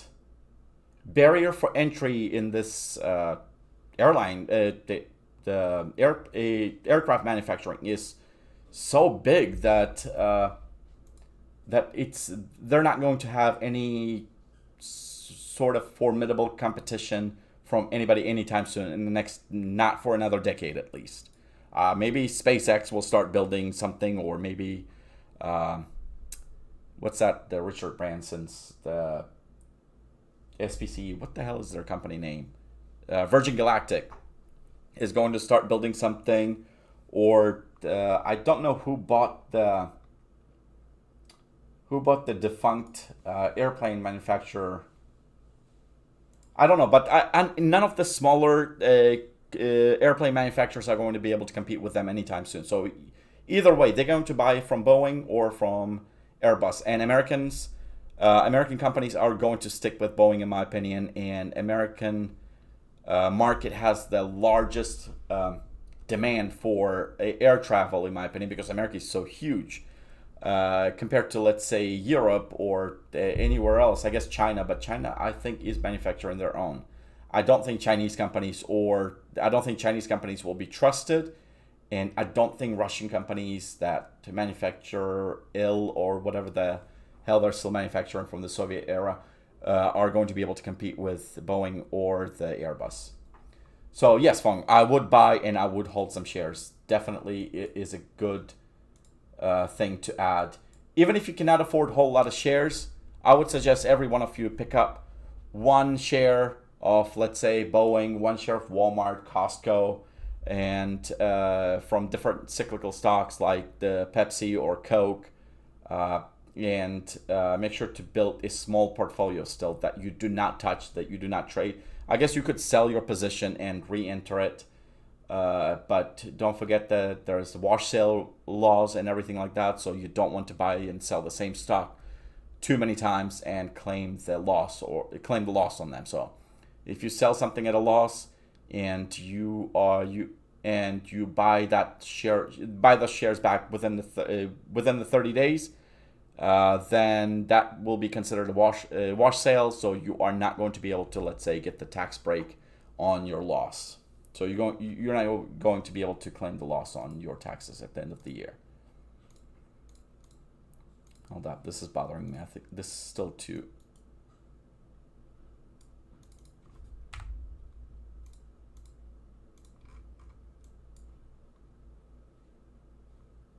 Still too bright.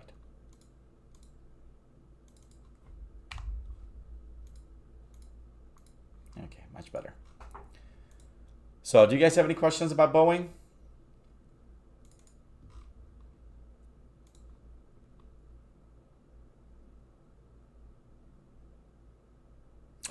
I have no idea regarding IRA, actually.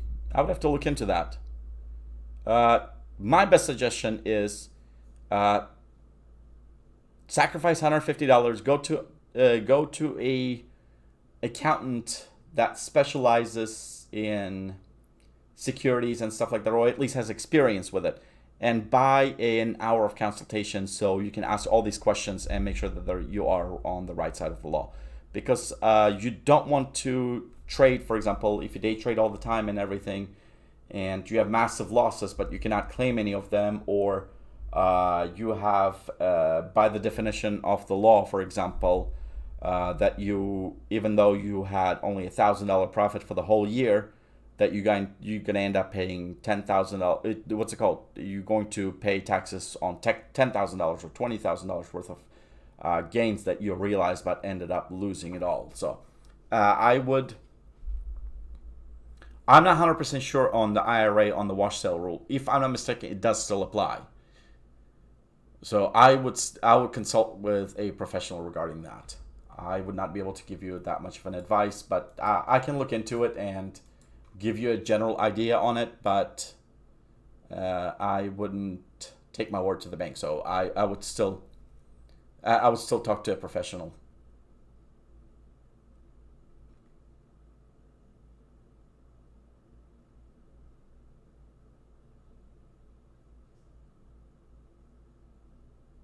Quantum and Goof, I appreciate it, guys. Yeah, what's it called? Teaching skills has gotten much better compared to the beginning when I started teaching some of my students. I think Kevin and Michael has gone missing, by the way. Here to make money. That's what his handle was on Discord, by the way. What's it called? They had to bear with me. I remember a few of them suggesting that it's okay, we'll bear with you. So that's another reason, actually, a lot of my live sessions and classes are so long, because it takes me a while. I usually end up going into way more details, and even though when I do that, I might not be able to. It makes sense in my head because I already know this, what I'm talking about, but it might not make sense to somebody else. So that's why I encourage you guys always to ask questions during these sessions. All right, so Boeing, make sure to add that to your portfolio. If you can't afford too much, buy slices of the shares, buy fractional shares on Robinhood, on Schwab, or any one of them. Even Cash App, actually. On the Cash App, you can buy fractional shares. So every time you go eat Chipotle or whatever, make sure to transfer a couple of bucks to your Cash App and go invest. Start building a small long-term portfolio. And make sure to include Tesla in that, because trust me, you will regret it 10 years from now if you don't.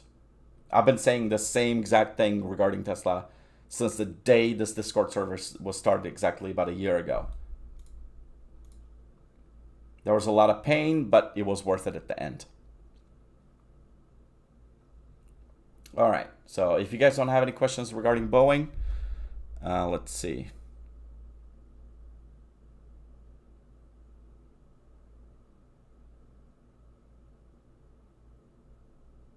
Yeah, I have a decent win rate, but I don't think you've been. I don't. How long have you been on the server? I've hit a few cold streaks where what's it called? I had to take a step back and stop trading or stop sending out signals because it was just not working out in my favor. So it's a good thing to know that when the trades are not going your way, maybe take a step back, maybe reanalyze things and stop trading so you can have a better so you can take a step back and have a full picture of what's going wrong.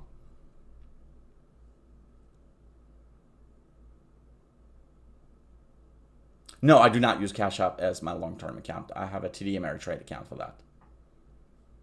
And no, Webull is my secondary day trading account. My main account is still on TD Ameritrade. I have multiple accounts with them. So, but why I mentioned Cash App was because everybody has a Cash App account. And let's say if they don't have Robinhood and they use Webull only, or they don't have Schwab to be able to buy fractional shares or E-Trade. I don't know if E-Trade offers it. If I'm not mistaken, they do. But you have a Cash App and it's easy to open an account with them. So you could use that as your, what's it called? Where you invest $5, $2, $10 here and there into certain stocks and start building a portfolio. Once you have a big enough portfolio, I don't know if Cash App lets you transfer out your shares. Let's say if you have whole shares. Or if the worst case, you can just take the money out, withdraw, and go ahead and what's it called? Take the cash out and go ahead and put it on your Robinhood or Webull account and invest there again. Once you have a sizable account. Fong, yes, it does apply to me. My accountant deals with that. I don't deal with it. Yeah, but most of my trades are also, when it comes to wash sales and everything, it is options. So worst case, I just don't claim the loss. And I don't know how it's done. I don't handle that myself. I wouldn't be able to handle it myself, honestly. I'll let an accountant deal with that. But I can get you more information if you would like. But again, I can't stress this enough. Sacrifice $150, $200. Go talk to a tax professional that has experience with trading and securities in general, so you can ask all the questions you can, so you can stay at the right side of the law, on the right side of the law, and you don't get in trouble or end up with a huge tax liability. All right, next, if you guys have any questions about Boeing, I don't know how many times I've said that, but let's see. I'm gonna go ahead and move to the next one. Did we take a look at Tesla already? We did, actually. I remember now. NEO, we did look at it. Square. Man, David was mad today that he sold his contract and didn't buy them back. I don't know if David's still on the live session, but don't chase it tomorrow. Let it pull back. Damn, that was a monster move. But the revenue beat was insane. I did not look at the earnings per share. Let's see. All right. Again, I'll bring another example of the patterns. Look at this. Now let's say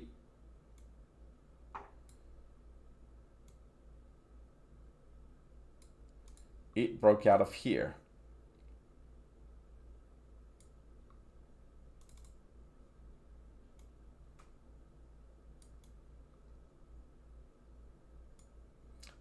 If we take the initial breakout, it is, the move is much higher than the first target. But if we take from the breakout the minute the earnings were announced, it's almost 1-to-1. So I think it will pull back tomorrow around lunchtime. It might go higher, but I think it will pull back again to these levels, or at least 50% of this parabolic move. These are called Mariposa candles. If you don't know what that is, look it up. And when there's a Mariposa candle, there's always a 50% pullback of it. So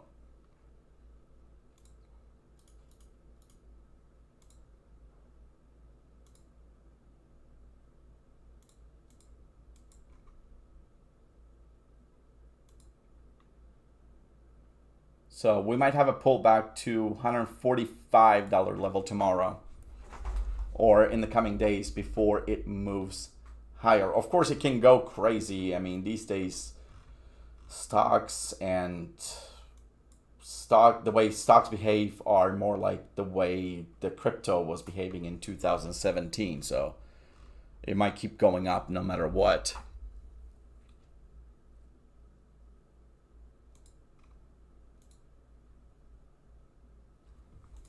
All right, let's see. Let's try to find another price target and take a look at the, oh, wow. Again, like earlier, the breakout is coinciding with 1.618 level on the fib extensions. So I think we're definitely going to have a pullback.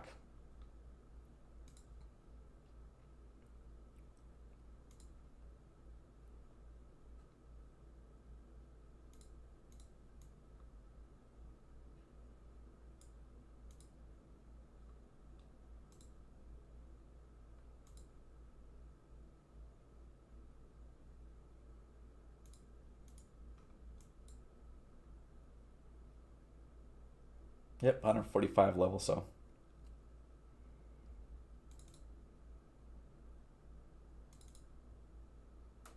Why isn't the menu coming up?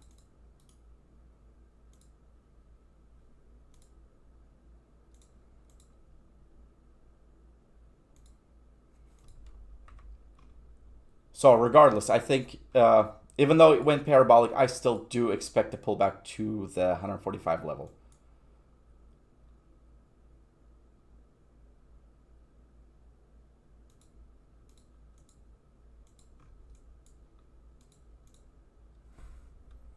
No, do not take out puts. I've told you guys before that I am a long bias. I am a perma bull. I cannot, unless I have 100% conviction that the stock is going to go down, I will never take a short position in anything. Or, yeah, I'll take a look at the Activision also. I will never take out a short position or a put on any of the anything. So I would not do that, because you don't know that the buyers and the retail buyers especially are not going to keep pushing it up. So I would caution against the put.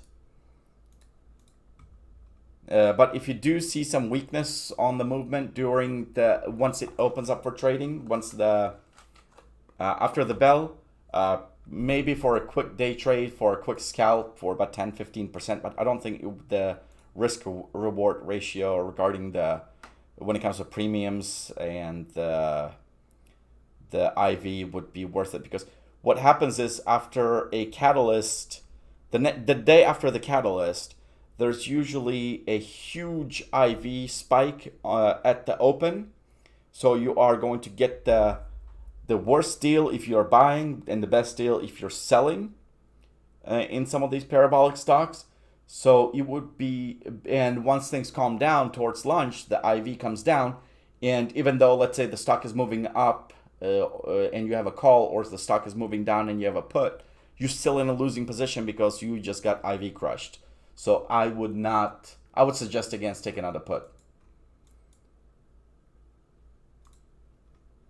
Instead, play the long position once it does pull back, because it's much easier to go long than short.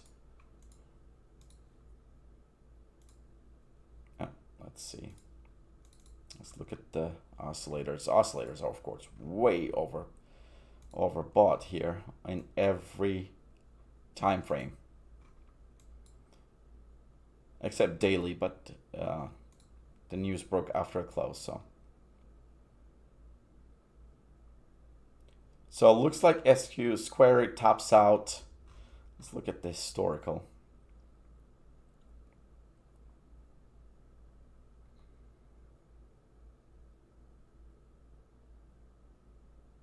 Looks like mostly the RSI tops out around 82 to 85 levels, with some touches to 90 also. So tomorrow, I think, is going to have a quick spike, in my opinion, and then come back down afterwards. Watch the RSI. If it's 85 or higher, do not open a long position. And if you do want to do a yellow day trade, if the RSI on the 4-hourly or the 12-hourly hits above 85, 86, maybe take out a put option quickly for a quick scalp, for day trade only. Not even a day trade, scalp, in my opinion. I think it's going to quickly move back down, hit some support levels, and then buyers will come in. Yeah, always keep the IV in mind.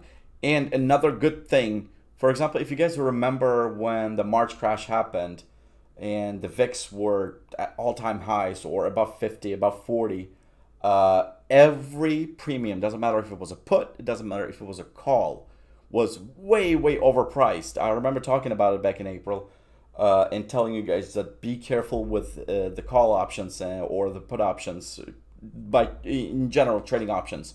Because if it did go against you, and it would have been a massive loss, because a lot of the options, let's say if S&P 500 was trading at $220 at one point, and you wanted to buy a call that was a 300 strike price call that was at 300, even that was, for example, above $200 or something like that. It was insane. Keep an eye on VIX also. The higher the VIX, the higher the volatility goes. That's not that's separate from the IV that each option contract has. So keep an eye on the VIX, the volatility index in general. And always take a look at the inverse of whatever you're trading. Let's say if you are trading S&P 500, then take a look at the VIX, and if you're trading NASDAQ or QQQ, then take a look at the, I think SQQ is the SQQ is the leveraged ETF that's the opposite, the inverse of the NASDAQ. So keep an eye on those also, because if the inverse is moving up, and let's say if it's moving up quickly, and let's say the S&P 500 is still trading flat or moving up, but the VIX is moving up with it, use caution then. Or if the S&P 500 is falling, but the VIX is not climbing high, and like the relative enough to the move of the S&P 500, or falling with the S&P 500, then buy that dip always, because it is the bears are not convinced that they are going to be able to hold control. The opposite of S&P 500 is VIX, VXX, or VIX. They used to have TWIX also, TVIX. but it has been delisted from the main markets, and it is trading on the OTC market still. I would stay out from that, but keep an eye on the VXX. Better yet, to keep an eye on the VXX futures.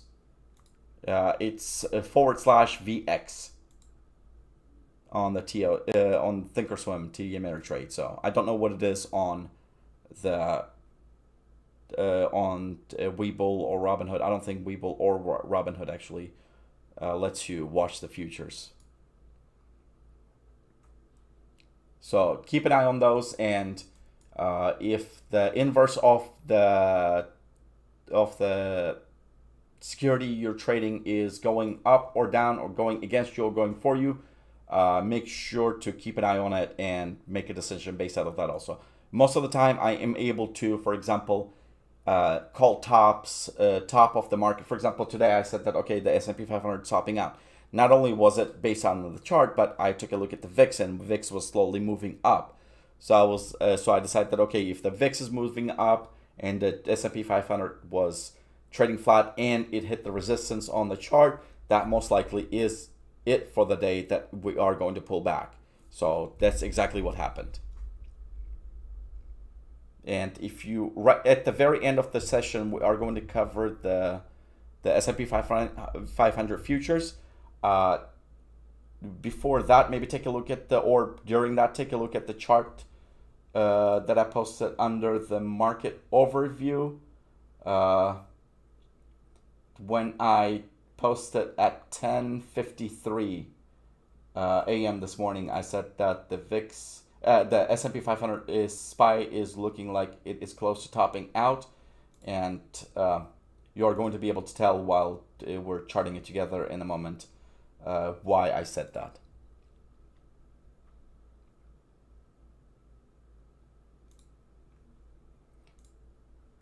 So Square, I mean, it's a parabolic move. So right now, it hit the initial target. It will continue going up, but I think it's going to be a pullback there somewhere. So that's when we take our chance, and we probably will buy in if we do end up buying in, depending on the premium. Premiums were insane today when I took a look at it, and yesterday. But PayPal calls. If you're still holding some, I know a couple of people are still holding them. I am still holding my half of my position. The PayPal after hours moved up to about $200 to our strike price. So those are going to be paying even more tomorrow. So if you held some of it, it's going to pay off well. Again, I will explain why I picked PayPal, because I knew that Square was going to beat their earnings, but I thought that the expectations were too much, and I thought that I did have some doubt that they were not going to beat, just because a lot of the small businesses were closed for the majority of this quarter. So I thought maybe there's a chance that they are not going to be able to beat the expectation, but they beat the hell out of them by $800 million. So I do think that, what's it called? I took the PayPal trade because the IV was lower, the premiums were lower, they were much more affordable, and much more risk. The risk reward was there, and I saw that there was also bullish call sweeps coming into PayPal. So I knew that it was going to be a peer play and the sympathy play between with Square and PayPal when Square reported their earnings. So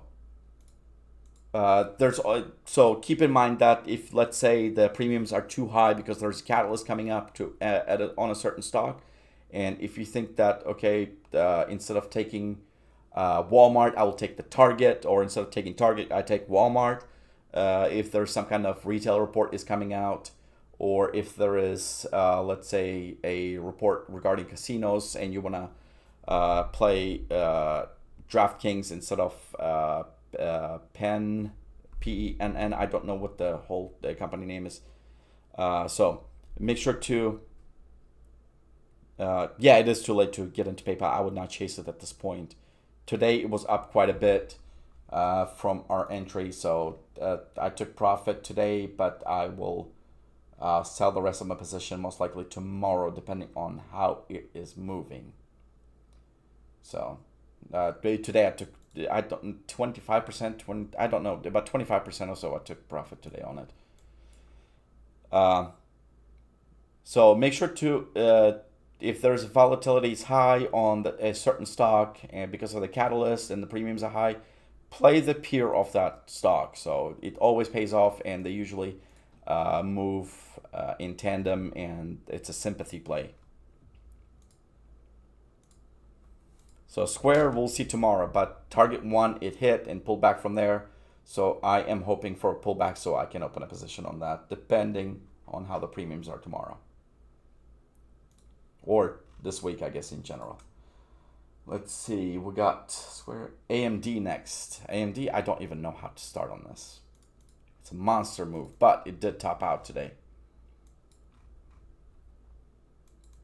But then again, I say that every single time we chart AMD, and it just keeps on going up. Let's see. No, not like AMD and Intel. You could do that, but AMD and Intel are direct competitors. And they are, what's it called? A duopoly, like, let's say, Airbus and, like the Airbus and Boeing, like I mentioned earlier. If one is doing extremely well, the other one might not be. I would say AMD and NVDA are more peers than Intel and AMD, because for example, AMD reported massive earnings, and of course around that same time Intel actually reported that there was a delay on their next generation chips, and they were not going to start producing the 7 nanometer chips for another year at least.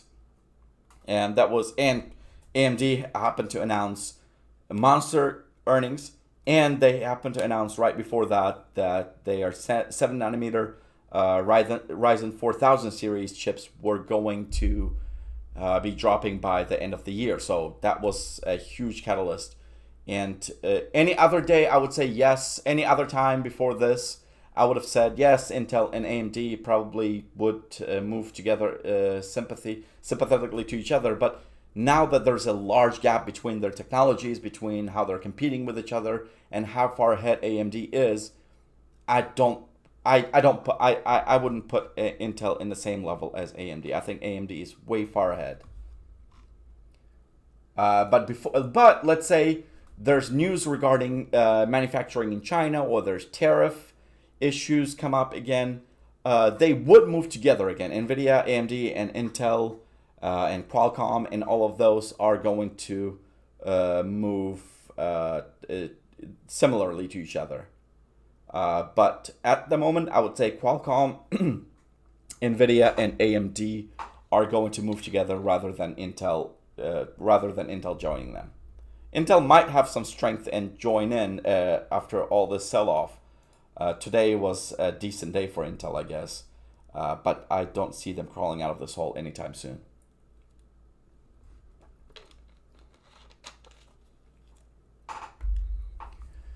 So, AMD, I need to probably clear my... No, not clear. I guess we'll take a look at the first... take a look at the chart here. What we have at the moment, then we'll rechart it, I guess. Let's take a look at the elite waves real quick. Let's start with the hourly.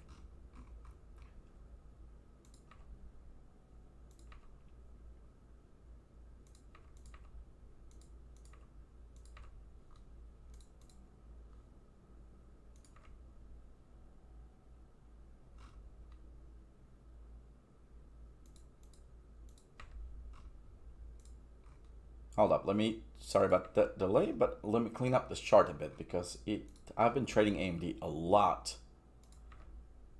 past few weeks, so it is a mess.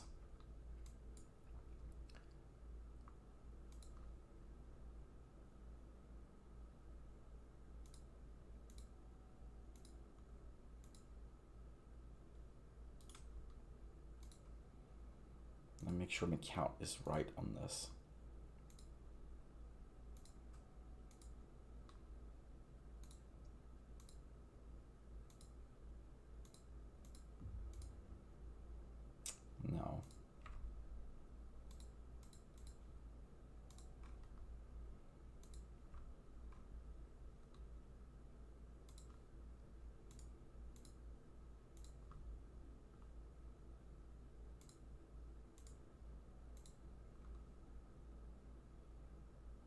Oh, maybe he was right.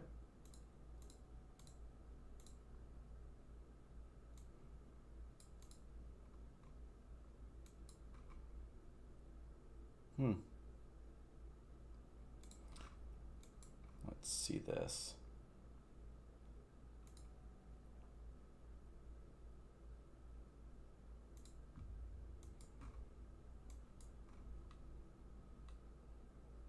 Two pulled back way below the target one.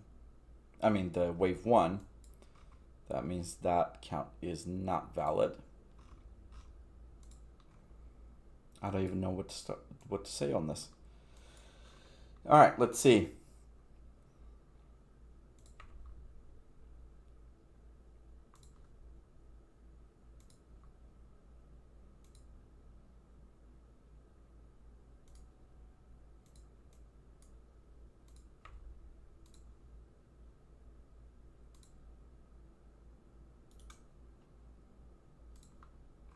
When the stock goes parabolic, it becomes a lot harder to chart it. But I know that, wait, let's take a look at that fib level first. Okay, let's break it down to hourly real quick here. Let's take a look at today's move first. All right, today earlier, when I first mentioned that, somebody mentioned it, either it was me or somebody else, we were discussing the AMD move.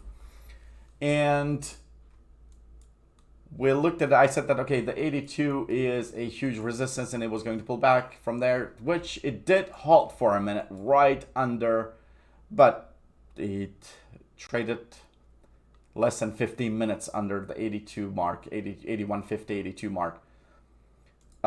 And even though it did halt, it did break out of that area again, finally. So it is going to be, but the fib level, the 1.618 again is stopping its parabolic move. So just like in every other stock that we took a look at that went parabolic recently. So which means it really needs to get above 86, 85. Like, what was today's top? 85, 81. So I think what is happening here is, if we take a look at the patterns, each one of these in smaller time frames.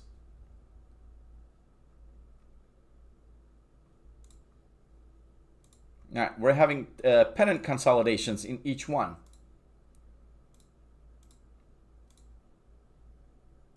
Break it down to even smaller. Let's take a look at this move.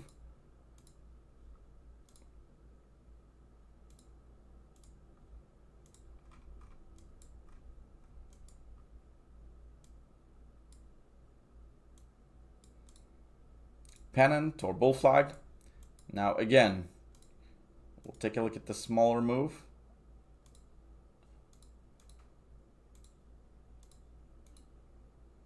Even though this wasn't a proper bull flag or bullish pennant. I don't think this one was. But each one of these moves, each one of these parabolic moves, if you guys can see, that it is very similar. When I talked about fractals earlier, when I said that smaller move, the bigger move is going to imitate the smaller move it had previously when it came to the Elliott waves. So if you guys can see, each one of these smaller moves playing out almost exactly the same. Look at this. We got an oval here, and then the what's it called, inverse cup and a handle kind of, and moving up. Same thing's happening, moving up, and we got a consolidation area here.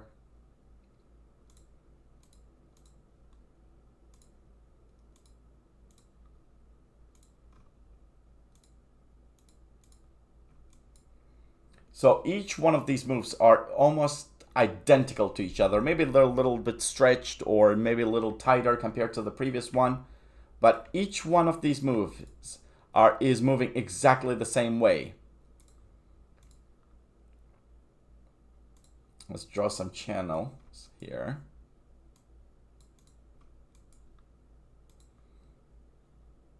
There's a tool that some of the traders use actually for this kind of move, but I've never used it and I don't even know the name of it. But I've never really needed it. But it's pretty much a channel that draws like little ovals for the breakouts and everything else. But you guys can just draw a channel and determine the move from there yourself. So just like Netflix, which we need to add to the list because we have to take a look at the Netflix. We have open position on that. And you guys are going to be able to see what I'm talking about regarding Netflix. And if you guys watched the live session from last week, Netflix was a classic example of a channel trade where it was trading within a channel most of the time for a year or two, but it was moving higher and higher every single time. So I think it is going to be exactly the same move for AMD from now on. So always take a look at the different variations. For example, a lot of the technicals that we took a look at the beginning when we're charting the AMD a few minutes ago, they were way overstretched, or even though the Fibonacci level still did make sense, especially at 1.618 level and 1.414, if I'm not mistaken, the purple extension. Take a look at smaller time frames and try to find a pattern. Take a look at the bigger time frame and see if you can see anything useful. Then move down to, maybe it is the regression trend tool. I'm not 100% sure. I never needed it. My philosophy when it comes to technical analysis, the simpler you keep it, the more clear the picture is. Some people I know, they like to use a dozen tools for each chart. The best tool, I think, in your arsenal when it comes to technical analysis is your trend lines. And for me, Fibonacci. I am a Fibonacci trader. I do take the Fibonacci levels pretty seriously, and they do work out for me.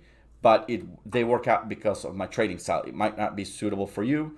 The way I trade with the trend lines might not be suitable for your trading style, but for me they work. And moving averages as well. So to each their own. So when you do watch me in these kind of sessions, when I do teach you guys, you don't have to trade exactly like me. Just take the useful information from it, make a practice and improve upon it. So that way you can have your own style, which you ultimately will at the end of the day. So I do think that, let's see.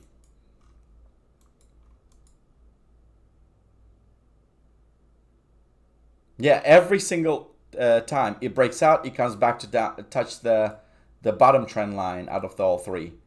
So far I've seen, let's see, one. So far, for example, the middle trend line is the weakest, of course. Yeah. It held up only here and here. So I would not put too much faith into this trend line holding. And if it does break below that, most likely it will touch this trend line, come back down to the bottom trend line. I do think that a lot of the investors will start taking profit. Even though the main reason for today's parabolic move was Jeffrey's upgrading it from $85 to $95 price target or something like that. I'm not exactly sure what the price target was, but I know that the new price target was $95.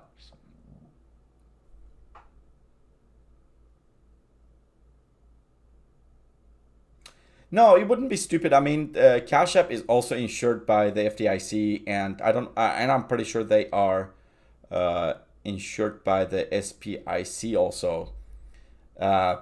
or SPCI, SPIC, one of them.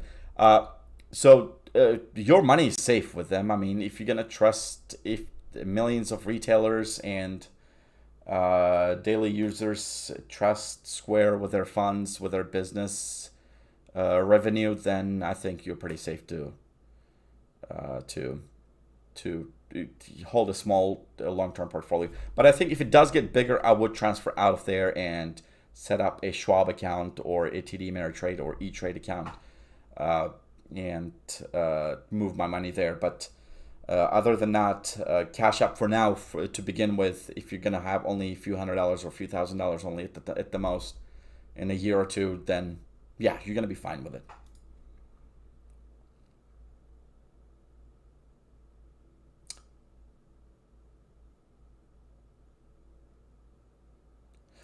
Yes, it does make sense. With savings accounts paying nothing these days, even when they did pay, it wasn't worth it in my opinion. Or CODs or whatever the financial instruments the banks offered. I don't think any of them, or the money markets, I don't think any of them was worth keeping your money in. What's it called? If you factor in the inflation over the next 10 years, 20 years, or by the time you retire, savings account is the worst deal in my opinion that you are going to get. But if you're consistently invested, if you're consistently invested in the market, look up what Warren Buffett says regarding the S&P 500. It would be much easier to, if you're consistently invested in the market in general, and you just keep investing over the next 10 years, you're still most likely going to have the same return as someone that tried to time the market, for example. And also don't forget that 90% of the day traders lose money. It's a fact. Maybe this time around was different because there's no commissions.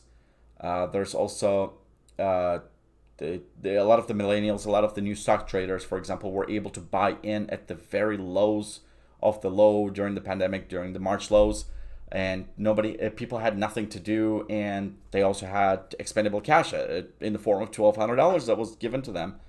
So a lot of those traders did make money in the short term, but I think if they stick with it, they are going to end up losing money. So I wouldn't. I would still even though you're trading, even though you're getting better at trading, I would still consistently keep investing in a long-term portfolio. And if you're starting with more than $2,000 to right off the bat, or even $1,000 for that matter, open a TD Ameritrade account and put your money there. But if you're going to do $5 here, $6 here, then that's different. But if you are going to put 1,000 or more, then open up a open up a TD Ameritrade account and open up a debit card and a bank account, a checking account with them also, and just transfer over your let's say direct deposit to them, and you would be able to easily transfer between your brokerage account and your checking account that TD Ameritrade has. I don't know where you live. You might even have a TD Ameritrade locally near you.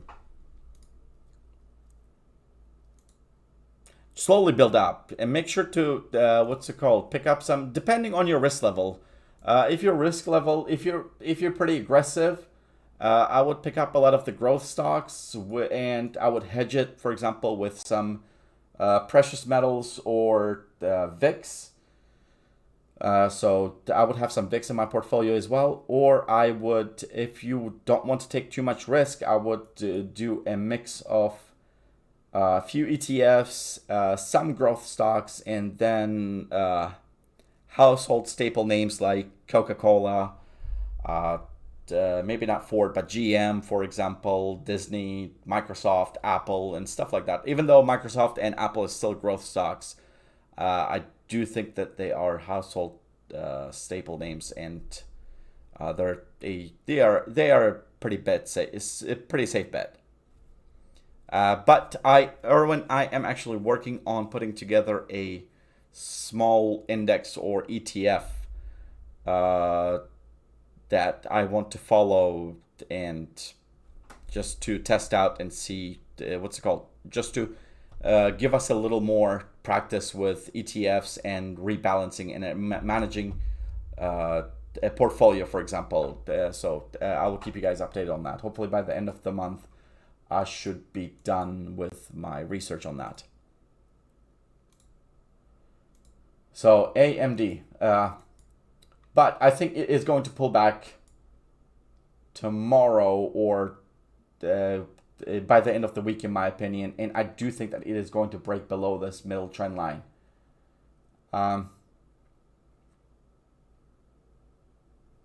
Let's see real quick how long these time frames took.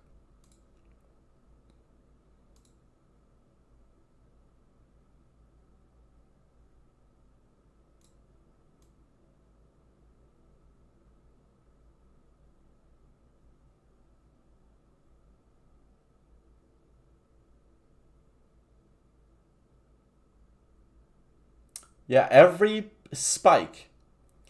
Now, if you look, oh, wait, this was the first spike, my bad.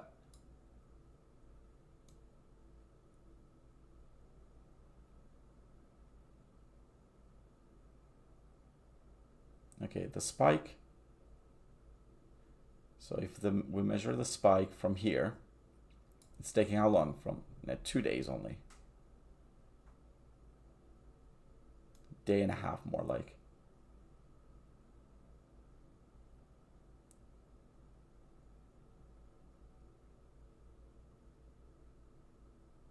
So every spike is taking about, it's taken about 2 days to spike and 2 days to come back and consolidate and retest those support levels. So I think in the next 2 trading days, or 1 trading day most likely, tomorrow it might run up a little more, but I think by Friday, I think we are going to come back and touch this bottom trend line, the support line. I'm pretty certain of it. So I would not take out puts on AMD. It's been parabolic lately, and you don't know if, just like Tesla got chased by the analysts, and every single day after the earnings report and after the delivery report, they kept getting upgraded and upgraded every week, a few times a week almost. And every time that spiked the share price even higher. We can expect the same thing from AMD also. So if that does happen, then taking out a put would be a massive mistake. So I would not take out a put. So I would watch a pullback to the bottom trend line once it does, and if it does hold and we'll get a green hourly candle and start moving up from there, I would pick up call options weekly or at least 2 weeks away, where you can bank on the volatility, bank on the, what's it called, the every support and resistance bounces.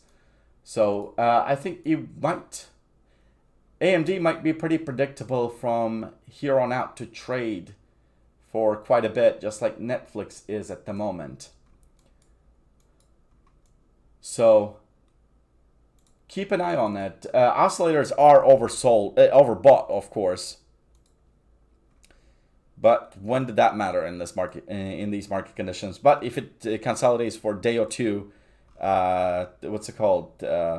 Because of the sharp spikes on the oscillators themselves, they come down pretty quickly and start consolidating, just like you guys see over here. So another thing, don't forget that you can always chart the RSI.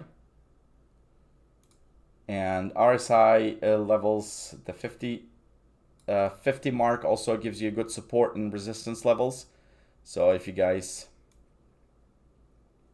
let me give you an example while I'm here. So this is just about the 50 level. It is at 50.89, 50.23, something like that.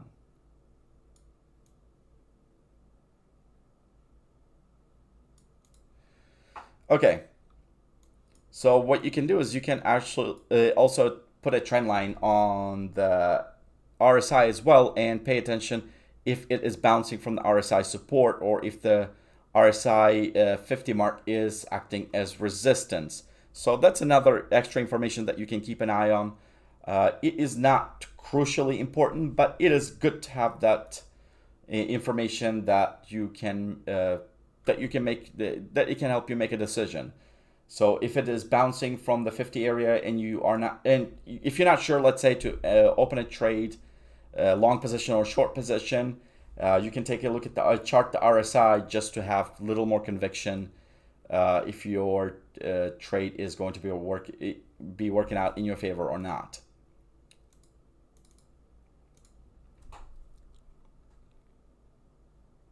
Let's see. In my Vanguard Federal Money Market. I don't know what. I don't really. What's it called? Those kind of ETFs or those funds that they have for the retirement, for the 401ks and IRAs that are geared towards that. Those are long-term investments usually that you keep for 20, 30 years. So you're not going to make too much on those. So I would switch it up, and just recently I rebalanced my wife's 401k, and I put about 50% of her what was it, of her portfolio on the small caps, because small caps have been the Russell one. The Russell in general has been lagging behind the Nasdaq and even the Dow and the S&P 500. So I knew that that's where she can get the most growth out of, and I was right, because a lot of these small cap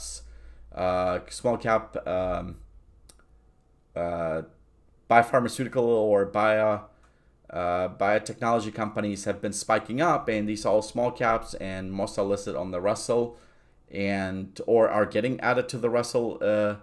So the 2000. So it's been her position on the small caps index is up 34%, give or take. When I checked it literally yesterday, 34 and a half, something like that, for year to date.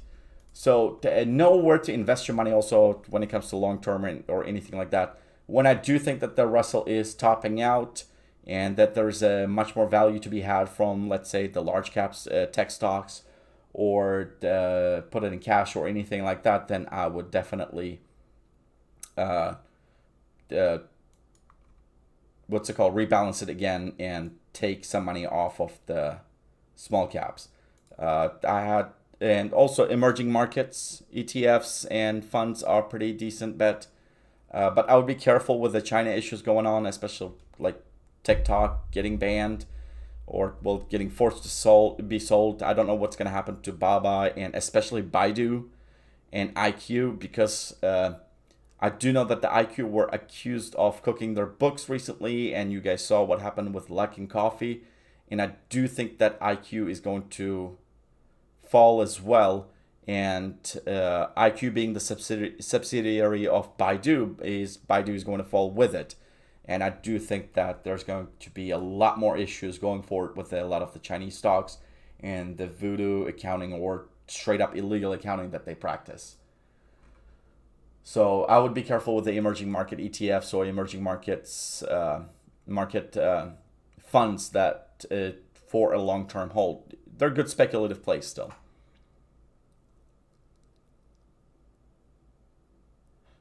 Yeah, Irvin, they took a huge hit on the AMD, on their AMD short positions. Right before this breakout, actually, I took a huge hit also, close to $10,000 hit actually, on AMD calls. What's it called? My timing was off by about less than a week, and I built a large position on calls that expired on July 17th, and I ended up selling them for about close to $10,000 loss. And A lot of the longs also, especially speculative traders like me, even though I do hold AMD long term, I do trade it often also via options. We took a big hit also right before I mean, shorts were pushing down. For example, the news broke regarding the Tencent, uh, the new data center that they were building. They were going to build 1 million or 1 million unit data center. Uh, the news hit, but not on the mainstream news. For some reason, CNBC wasn't mentioning it. No, nobody was mentioning it. It was only on the Tencent, on some Chinese obscure Chinese website that I had to use the Google Translate to read through. And hold up, hey Google, stop. Sorry, I don't understand. Sorry, when I mentioned its name, it started lighting up. So I was trying to stop that. But I had to use some obscure Chinese website to be able to find those news, and it just felt like the market was artificially holding the whole stock back. The technicals were making sense. The technicals were trying to break out, but market makers and the big money funds, big money players just kept the price down. I mean, they beat it down every time it tried to break out above 58, 59 level. So my timing was off there, but at the end it did pay off, of course. So you gotta be careful when that happens also. So yeah, shorts did take a beating, but longs also took a huge beating for the past few months also because it consolidated for a while. Even though there's more and more positive news building up, the stock price would not move. It just kept trading in the range between $52 and $58, $59. And every time it hit 58, 59, it would drop like a rock every single time.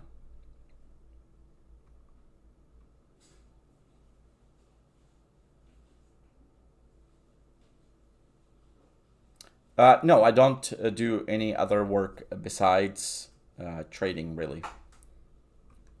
That's my main job at the moment. And hopefully for the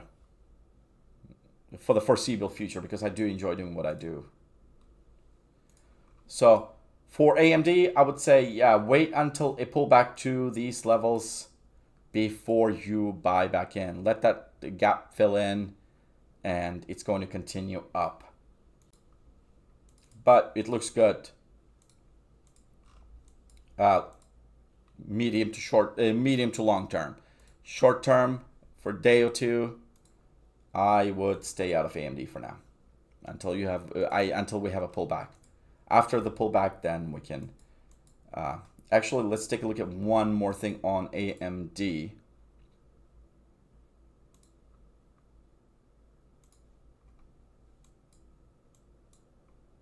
I don't think it's going to come to that, but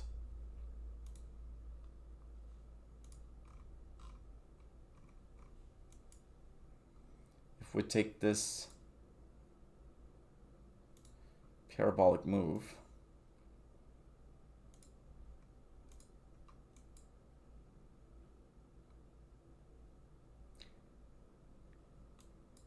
in general, if the market thinks that the AMD is overvalued, or if the market in general tanks, I could see easily AMD pull back to 618 to 0.5 level to $69 to $73 area, because it did go parabolic, and parabolic moves usually do tend to pull back to at least the 50% mark.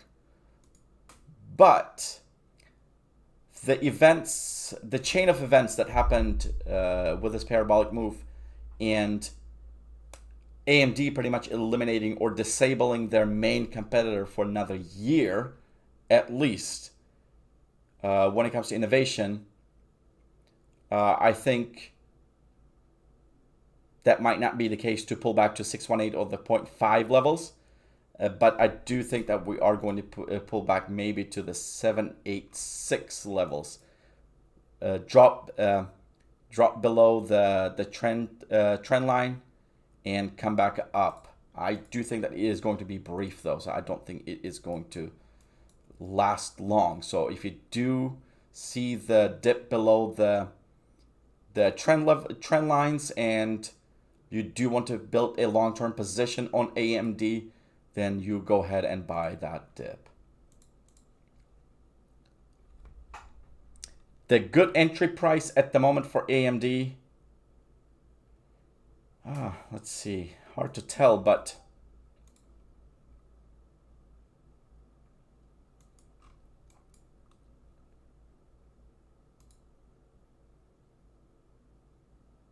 $83 maybe 82 level, depending on when it pulls back. So if it pulls back right away tomorrow and starts sinking, let's say, I could see it going all the way down to $80. But let's say if it pulls back slowly, it consolidates and pulls back, then I could see it ending up at 85 and bouncing from there. So they're pretty much trading flat throughout the next few trading sessions to the end of the week, and then taking off from there or dipping right below 85 and trading up above that. So it all depends on the timing of the. So what you have to do is once you chart the stock, market is dynamic. It's not going to stop once you do set the support and resistance. Yeah, the long-term support and resistance is going to be there even a few months from now maybe. But when it comes to, for example, let's say a moving trend line that's moving up or moving down, you have to constantly update it or constantly, stretch it up or down to make sure that you are keeping up with the movement of the share price. So if it's a few days from now, it might be 85. If it's next week, middle of the next week or end of next week, it might be 88 or 90 even. So we don't know yet. So that's why you constantly have to update your charts and constantly keep updating your technical analysis. So, but tomorrow, if it drops, watch out for the middle trend line. So if it drops below 85 and starts moving back up and retest this trend line for this resistance trend line for support and moves back up, then I would say tomorrow would be $84 to $85 and open a position, or by Friday maybe $83, $82. I keep an eye on AMD every single day, so I'll be able to let you guys know of what's going on most likely. Unless I'm not online, of course, so. Just going to leave some alerts there.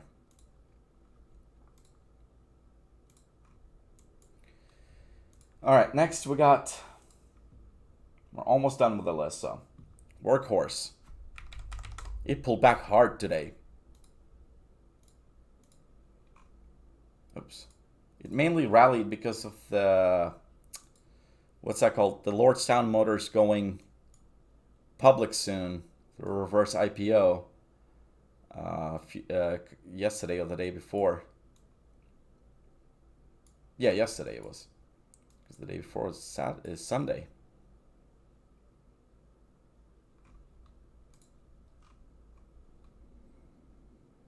So let's see.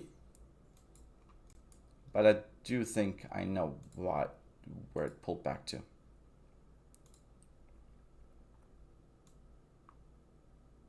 So the main trading, while it was consolidated,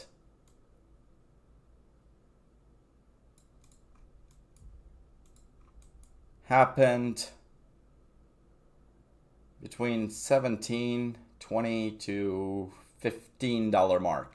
Every time it, except few blips, every time it bounced back up from the $15 mark.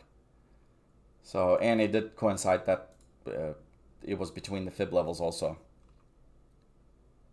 to a degree.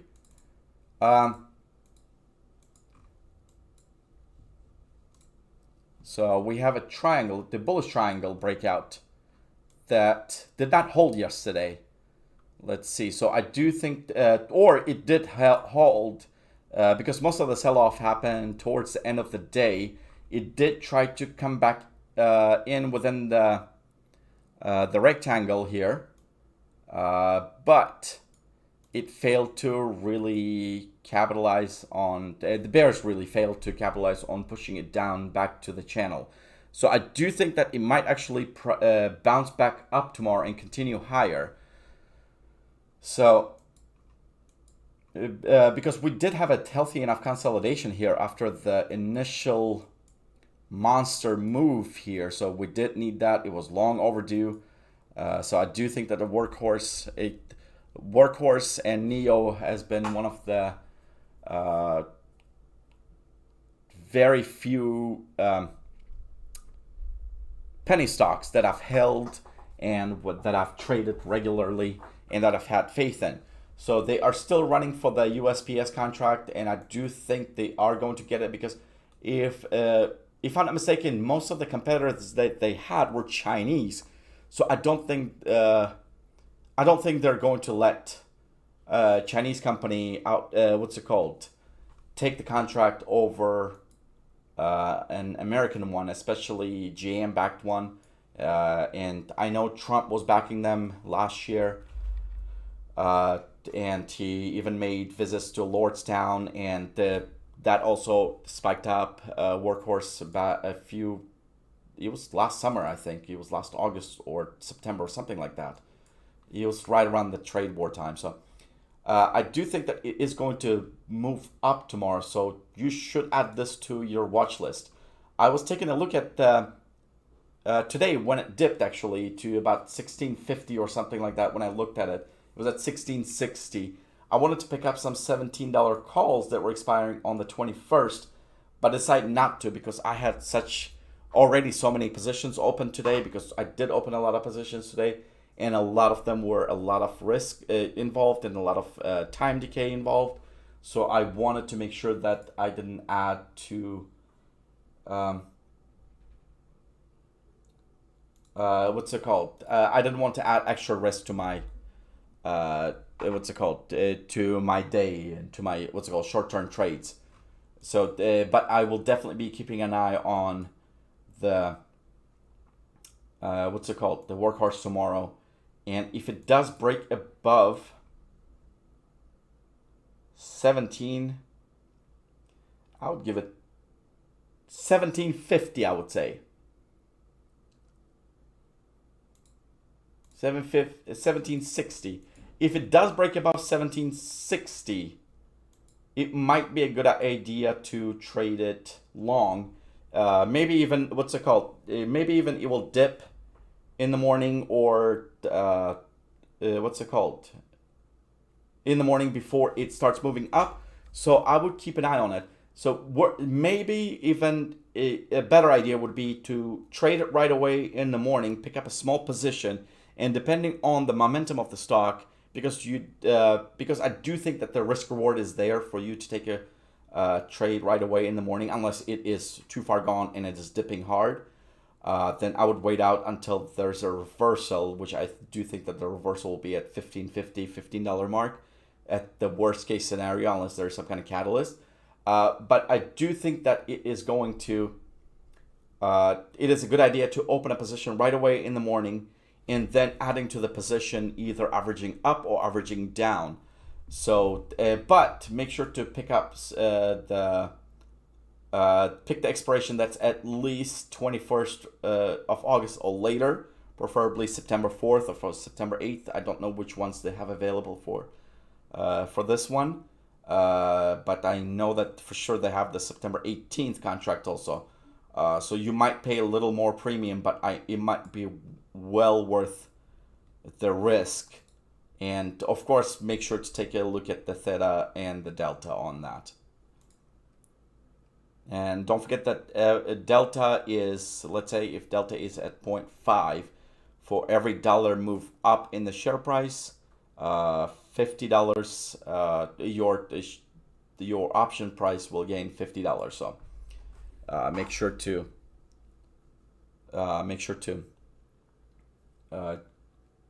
calculate the time decay and the delta, make sure that it is going to pay off at the end, even if you take a theta hit. Give me 1 second.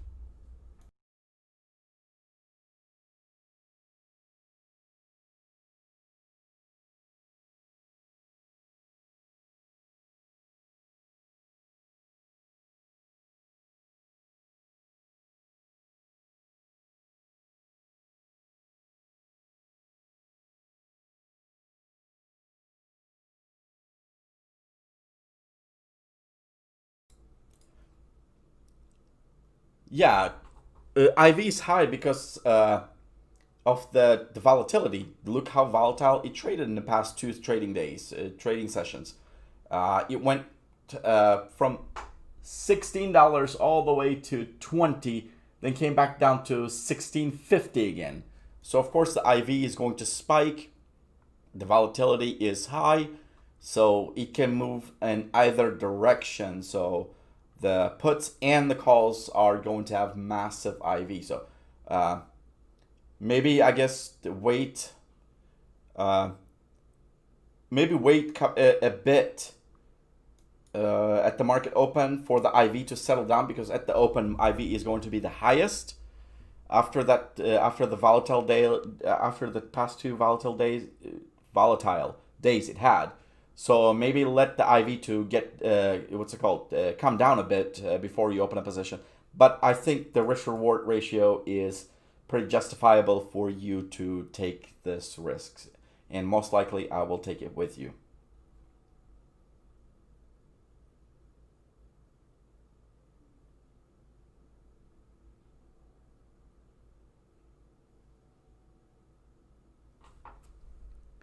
That's not a bad premium, actually. Oh, wait, it's $25. Okay, maybe don't take the 25, because today the delta was, 0.31. But tomorrow it's not going to be the same way. And if it consolidates sideways for a day or two, that delta is going to go down like crazy. So don't pick unrealistic targets, maybe. The all-time high was $23. So I would not go over 20 when it comes to the strike price. I think the $20 strike price is still doable, manageable. The delta and the theta ratio is not going to be too crazy, so you are going to be able to maximize it, maximize your return or minimize your loss, even if it does trade sideways for a bit.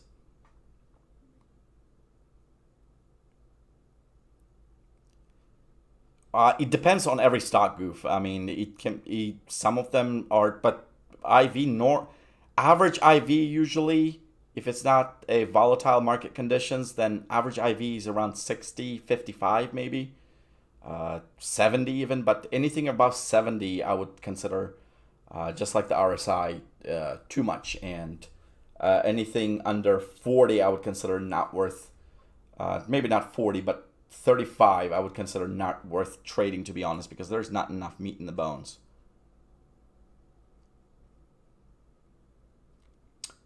Yeah, I will definitely take a look at Solo. Is Sony Ericsson? I didn't know they had a stock, actually. It was publicly traded.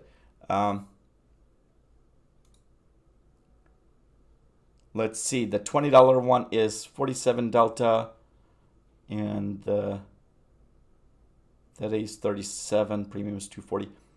I would wait for that theta to come down, because there's only 10-cent difference between the theta and the delta.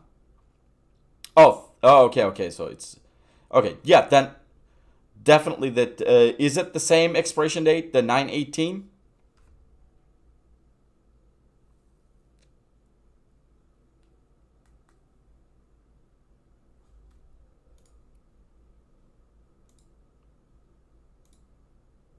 If it is, then definitely worth.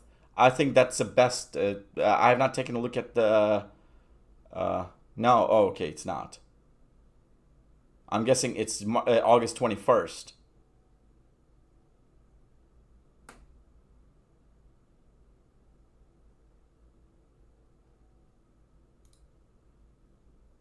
if it is August 21st, it still might be worth it actually.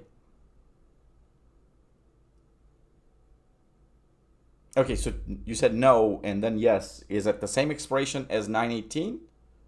Or is it the expiration 8/21?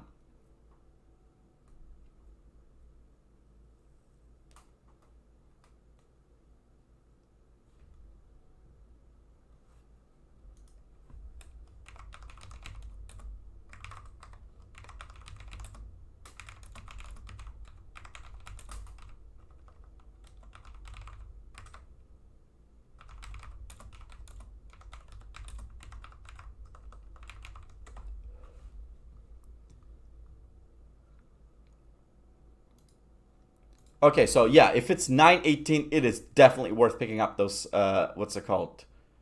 Those calls. It's definitely worth it. Theta is relatively very low actually, and the delta is relatively high for every dollar move, and the $20 price strike price is very doable by September 18th, if not higher. So it's definitely a good play. So we'll keep that. We'll keep an eye on it tomorrow.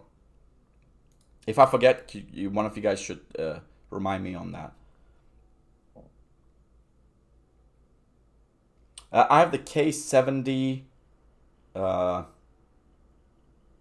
If I'm not mistaken, the silent switches or something. No, rapid fire switches. I have the low profile K70 from Corsair.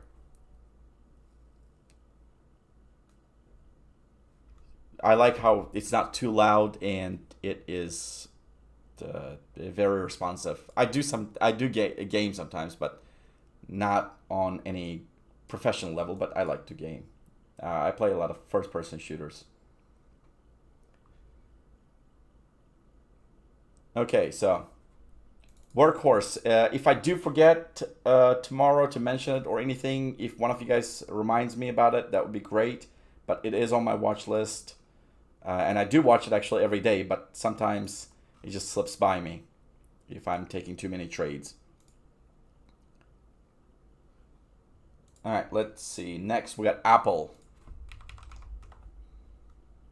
Apple paid well this week, but today I got stuck with a losing trade, but I think it will turn around tomorrow, in my opinion. Let me check the futures real quick.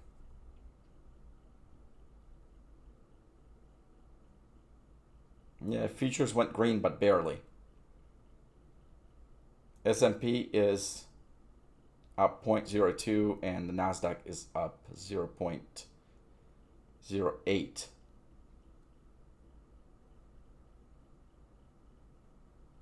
And it's pulling back, so it might be red again. But what's it called? It might be. We're not gonna know exactly where the futures and where the tomorrow's open will be until around 6 a.m. Central or so. Maybe 5 a.m. Central. That's usually when it shows its true direction. Okay, Apple. What a parabolic move after that monster beat on earnings. I mean, that was insane. Let's see.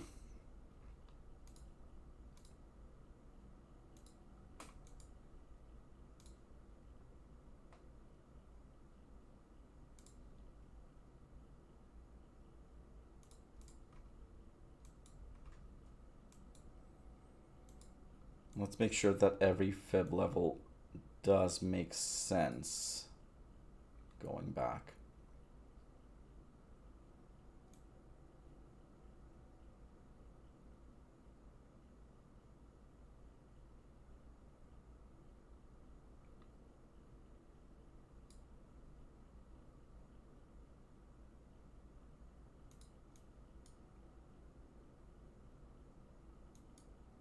Yeah, every single fib level makes sense. So that means that it might pull back tomorrow, but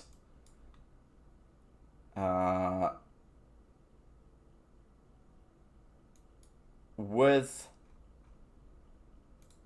let's see, let's take a look at the hourly.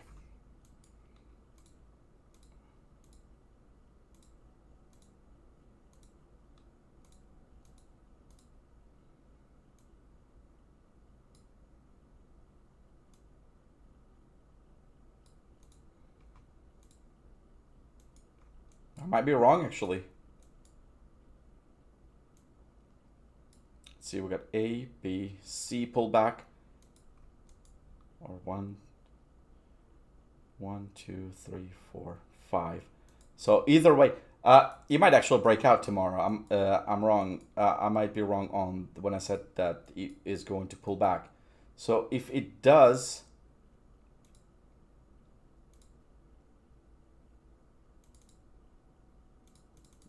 let's put that at 441 or 440. 98. If it does break above 441 tomorrow and breaks above the consolidation and the what's it called, the bullish pennant here, what's it called, it does not look like it is a, let's see, if it's a bullish pennant, then 441 would be a break. If it is more or less forming a bull flag, however, it might pull back actually. Let's see, 1, 2, 3.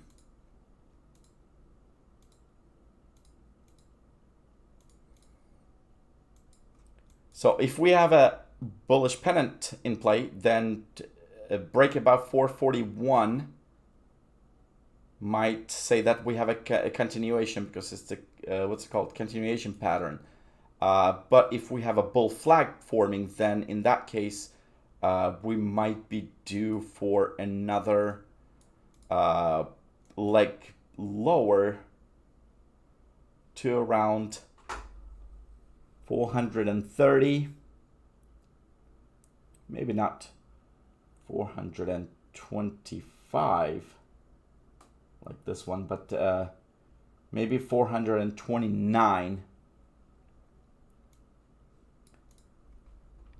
maybe all the way to 429, or it might break higher one more time, a false breakout, the third breakout, and fall back down from there and pull back to 429 and then break out from there. So either way, this is a bullish setup that we have. So it's a matter of time at this point. Is this going to break out tomorrow, or is it going to break out on Friday or Monday? So that's going to be the big question here. So if you did take the Apple play with me today, watch out for the time decay on that. If it does not continue upwards tomorrow, maybe do not average down tomorrow and wait for a pullback all the way to 430 level. What's it called? Then average down or open a new position on it. Or if it is a pennant forming, maybe to 438, even 436, it might come down to. So keep an eye on the range between 441 and 429. So that's a two key levels at this point. Let's see.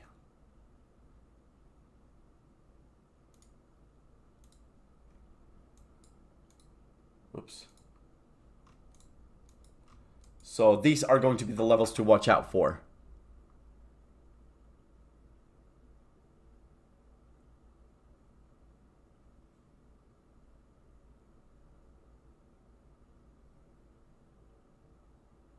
The stock split, I do think, I don't know actually. I did take a look at the historical stock splits. The last time they did a stock split was in 2011, I think. They did 7-to-1 stock split. It did seem like leading up to the stock split, about a week before that, it started dropping a bit, but it did not pull back all the way from the breakout levels. But it did pull back about, I would say about 50% of the monster run it had before that. Then, after the stock split, it also had about 2 weeks of a bull run again, then consolidated back to that 50% level. It moved, as an example would be, let's say it went down to, it was trading between, let's say, before the split, let's say it was trading at 400, and leading after the stock split was announced, it ran up to, let's say, 420. That 100% move, which is a $20 move that it had, for example, that the move itself, let's say, is 100%. It moved back down to about a week or so before the stock split was in effect. It moved back down to 410 level. Then 2 weeks after the stock split, it went up to about, again, 420 level. And then it took about a week to come back down to 410 level and consolidated there before taking off again. So I think it's going to do the exact same thing here. So I think if it is 4-to-1 stock split and it is at 440, let's say, the day it goes into effect, I think we are going to see, let's say, another, or let's say it went back down to 430 the day it split. It's going to go up to this before the stock split is adjusted. It's going to go back to, again, 450 level or 448, 47 level, and then come back down after a couple of weeks. It's just the hype surrounding the stock split. I don't think it adds any kind of value or anything like that to it. The only thing it is doing that it is also increasing the float, the outstanding shares, and so it's going to be a little more harder to move Apple up or down. So it's going to take a lot more effort, since it's going to quadruple, the amount of shares are going to quadruple. So it's going to, even though it is the same amount of money, but it, if the volume is not there, or if the volume is dying down, regardless of how you look at it, even though the price is at 400 right now, and it's a $1.5 trillion company, or almost a $2 trillion company, 1.75, I think, or something like that. It's going to be a lot harder to move the stock price to $110 from $100, because that would mean that Apple would add $175 billion in market cap, which is ridiculous. So when it comes to market cap and share price movement, that's what it's going to affect mainly. I think the main reason that Apple is doing that is not because they're pissed about the fractional shares or anything like that. They're just want to dampen down the volatility on their stock price from here on out. They've just grown a massive. They've just grown massively, and the amount of shares that they have is not sufficient enough for it not to be volatile. So from now on, I think Apple moves from a growth stock to a maybe not a value stock, but a what's it called? The way Coca-Cola is, or the way Disney is, where it is going to be much harder to move them up or down. So keep an eye on that. Again, if you guys have any questions about Apple or any of the other ones that we covered so far, let me know. But like I said, watch out and pay attention if it is a bullish pennant formed, or if it is a bull flag that has formed. So even though they're very close and very similar to each other, there is still a difference where the breakout levels are, or where the pullback levels are on each one of them. So as you guys saw, that the bullish bull flag was the breakout, the pullback level was all the way down to 429, and the pennant was only about 436. So it's about a $7 difference in the stock price. All right, next we got ATI. I have no idea what company that is. But Kevin requested it. Let's see. AMZN Technologies. Let's see.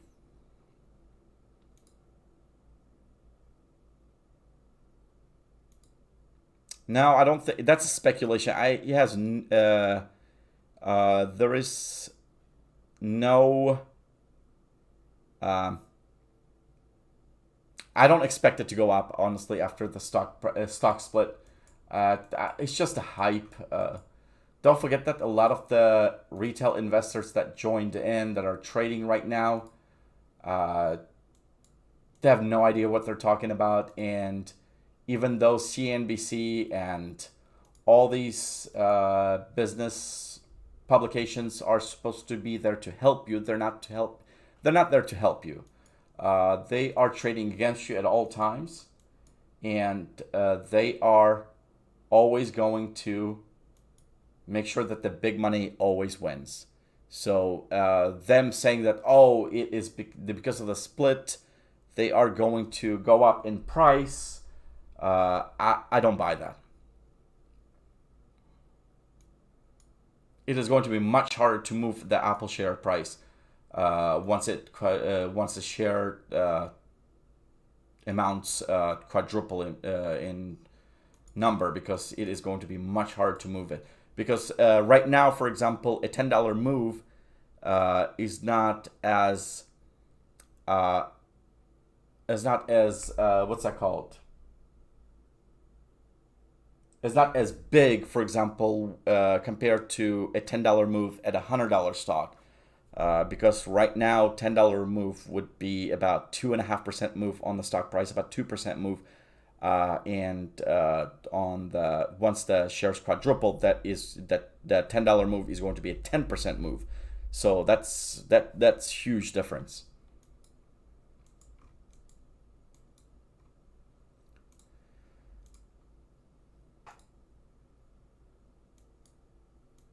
So, AMZN Technologies, I have no idea what they do. If somebody knows, could you guys tell me what they do? Because when all the technology companies are at all-time highs, or at least close to all-time highs, this seems to be suffering. So it went up after earnings, though, after a brief dip.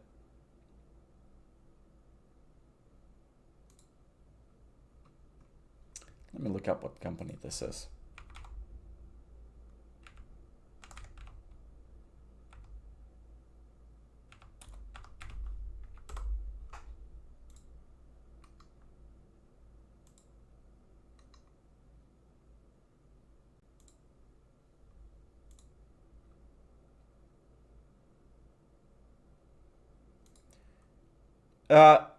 It's not a good idea, or it's not a bad idea to buy the Apple shares before the split. I don't know if you do what your intentions are, so you got to tell me a little more what you're trying to do with that trade. So for a long-term hold, no, it's not a bad idea to hold. Maybe buy a partial position, 50% of the allocated funds before the split, and then buy the other 50% after the split. So don't ever buy your long-term holds at one go, unless it dropped down a lot, or unless you expect some kind of catalyst to move it even higher. Do it in tranches, do it in stages, chart it, look at the valuation, look at the upcoming catalyst, look at the earnings, and buy every pullback. Don't buy on a green day, don't sell on a red day. It's not, that theory doesn't always work, but when it comes to long-term position, don't buy on a green day, don't sell on a red day, honestly. And build your position for a long-term hold over the course of few weeks, few months maybe, depending on how much money you want to invest. And depends on the stock, of course. If it's a growth stock and if you think that some kind of catalyst is going to spike it up, then be my guest and buy a lot more, of course. But always leave at least 25% or 20% in cash in case that catalyst that you were expecting does not work out in your favor and tanks the stock, or it had run up in the anticipation of that catalyst and drop back below to the level, or to the level that you bought, or even lower. So always keep some cash to buy more when it comes to your long-term positions. But give me 1 second, guys. Let me take a look at what Allergen Technologies is so I can give a better... Okay, the steel company.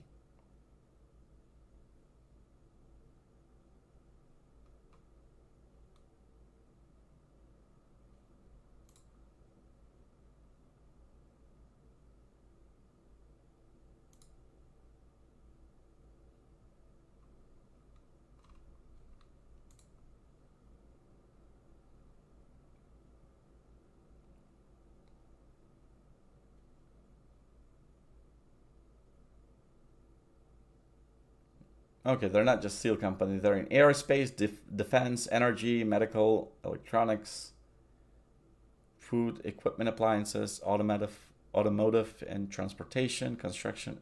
Wow, they're okay, multifaceted. Let's see.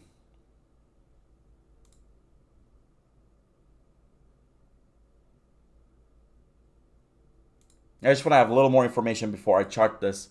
So because when I saw technologies and it was down still in the dumps from the March lows, so I just want to make sure that I have all the information before I talk about it.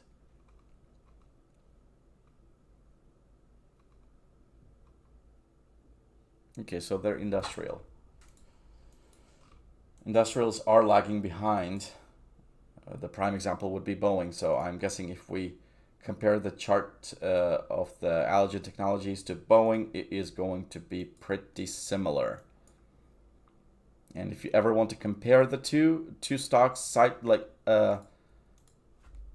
with each other, laid next to each other, click on compare, then go to the compare tab and put the ticker.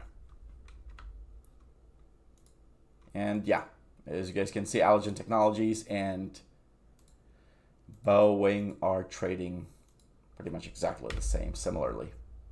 So they're industrial company.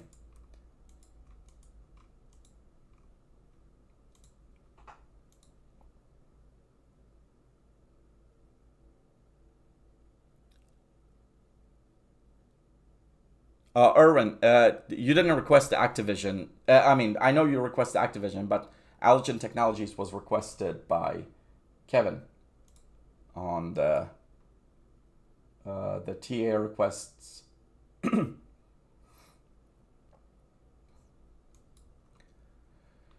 Let's see. We have a falling wedge downtrend on that. Falling wedge. It is really close to breaking out. Let's take a look at the Boeing real quick again. Yeah, same play as Boeing. So, yeah, same situation as Boeing here. I'm guessing all industrials are going to be at the similar levels and similar levels of breakout or breakdown. So,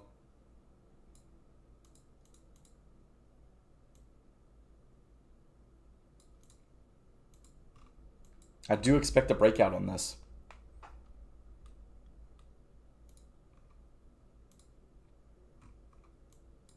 So if you guys do want to trade Allergen Technologies, what was the share price before the crash?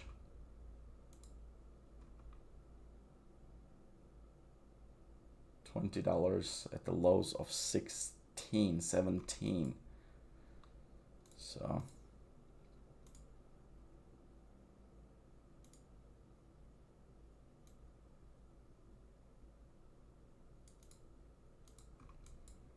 So if it does break out from this falling wedge, unless there's some kind of catalyst regarding industrials again, when it comes to, for example, Boeing delays or anything like that, because Boeing has such big reach when it comes to supply chain that they are going to affect a lot of the industrials companies. So what's it called? As long as Boeing is on course to get approved by the FAA or any other regulatory agencies or the Congress or whatever, whoever has to approve at this point on the executive branch or whatever. As long as there is no delays on that, I think Algen Technologies will be able to break out in the next week to week and a half at the most. So by the 20th, I expect a breakout on this.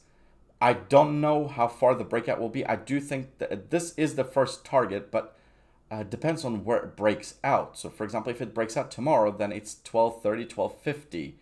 If it breaks out closer to the middle of the month or after the 15th, I would say $12 is the top target for the first for your first target. But another thing to consider when it comes to this is a macro play. We are due for an infrastructure bill. Does not matter who is going to take office in November. Doesn't matter if the Democrats are going to have a sweep and capture all two houses of the legislative branch and the White House, or if it's going to be the Republicans, or if it's going to be the split. We are due for an infrastructure bill, but it's been delayed and delayed because of the impeachment trials about all of this. So if Trump does stay in power, he is going to push for an infrastructure bill that is geared more towards the industrials and I would say more of the boomer stocks like ATI and Boeing. But if it's Biden, then I would think that it is the even though Biden is also going to pass push for a the infrastructure bill that is going to affect the Boeing and all these industrial companies. But I think they're going to also affect the companies like Google and Internet Communications and SpaceX. I think SpaceX's Starlink division is much more likely to go public under Biden's administration, and because I do think that they will receive a lot of incentives and a lot of leeway and a lot of support when it comes to expanding internet services to the rural areas and the 5G expansion. I do think that Trump is going to push for that also, but he's also going to, I think a lot of his push is going to be towards the traditional infrastructure bill that we're used to seeing. But if it's a Democratic Party and if it's a younger Congress, younger Senate, I think they are going to be geared more towards the 5G and the technological innovation and all of that. So either way, I think that you should add industrial stocks into your portfolio. One being Boeing, ATI. Do your own research, and I will do my research on this company myself in the next following few days. I think it is a great play regardless of who takes office next. Industrials are going to win because they've been beaten up so much that the valuations are really cheap right now. Maybe not at the moment because a lot of their earnings they're missing out on a lot of their revenue and everything else compared to last year, for example, what they were making last year. But in the long term, year or two from now, industrial companies or the companies that are within the industrial supply chain. For example, this ATI, they provide a lot of the parts and I guess help with manufacturing and a lot of the equipment that all of these companies, regardless of if it's Google going to win out with their fiber optics or if it's gonna be the 5G expansion, this company like this, for example, is going to benefit big from this next infrastructure bill. Regardless of who wins, infrastructure bill is going to be on the agenda in the next 12 months to 12 to 18 months. So definitely add some positions after you do your own due diligence. And if I do forget to update you guys on ATI regarding the fundamental research, please somebody remind me so I can actually share an update with you guys on this. So I tend to forget some things like this. But I do think that it is close to a breakout, and if you need to take a look, I think Boeing is going to be the leading indicator when it comes to the industrials. So if Boeing is taking off, most likely ATI and other industrial complex stocks and companies' share prices are going to be taken off with it. So I do think it's going to be both of the breakouts for Boeing and ATI are going to coincide. Let's see. So if I wasn't clear on ATI, by the way, I did talk about the fundamentals and what the outlook is for regarding the infrastructure bill. Rewind back to Boeing and take a look at that. So it's the same exact thing. Same exact place, same exact way to trade it. Wayfair. Whew. This one has been a monster runner. Do any of you guys actually shop at Wayfair? Just curious. And if so, what do you guys usually buy?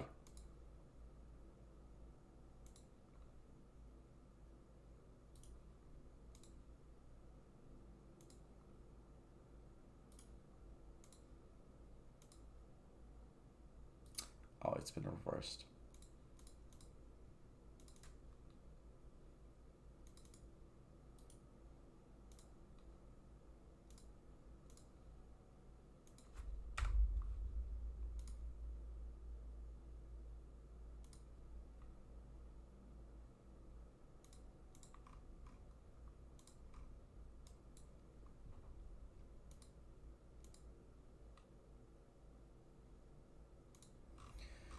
Okay, again, a parabolic stock, hard to chart this one. So let's take a look at the smaller time frames and see what's happening. I'm guessing it's going to be the same as Netflix and AMD here. Maybe not. Close. Okay, I see.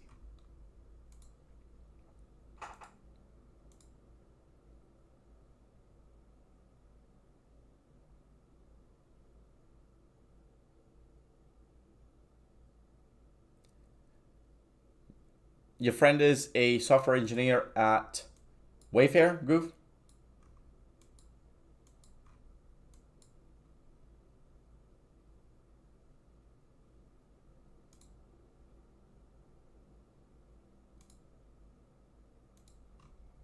All right, we need to find some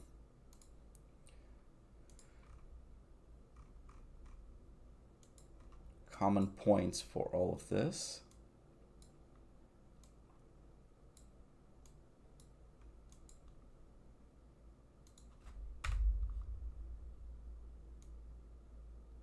Wow, I cannot believe it broke out of that.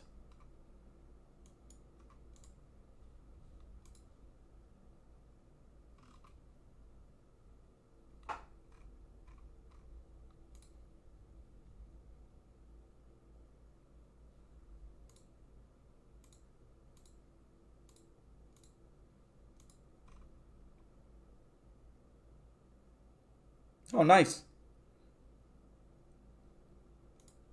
Did you ever ask him, actually? Because I know they said that there was a issue on the back end, maybe, or something like that, when this Wayfair conspiracy theories about 2 weeks ago started popping up. If he had any opinion on that.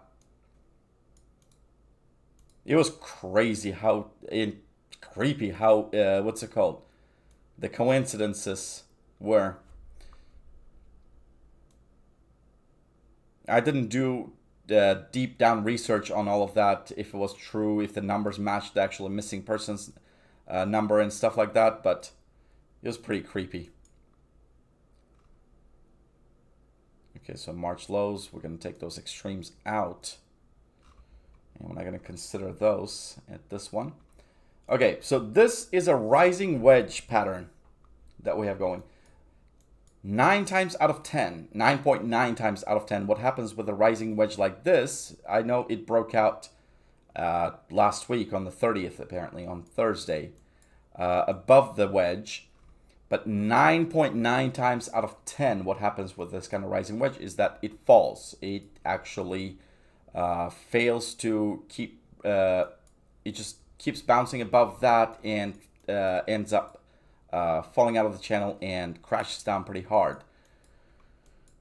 But let's see, when is the... Oh, they report earnings tomorrow, so there might be a, what's it called, catalyst that might drop it down, which I doubt, of course, which all the online retailers have been doing well. So most of the time, 9 out of 10, when there's a rising wedge, it falls. Once it breaks below the trend line, it usually falls pretty hard. But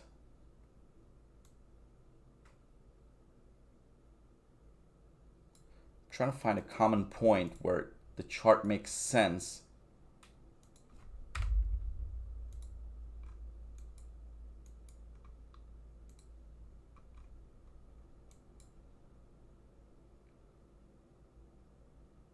Maybe it is still in play, actually, that falling wedge. I mean, the rising wedge, I'm sorry. So the earnings will be the catalyst. Either it breaks it above that resistance, or it is going to bring it crashing down. So it did briefly dip. So I just don't like this chart. It has gone... I mean, I understand if it was going parabolic like Netflix did or AMD did, where the chart still did make sense, so there was still some sort of pattern to it. Maybe I'm failing to see it right now.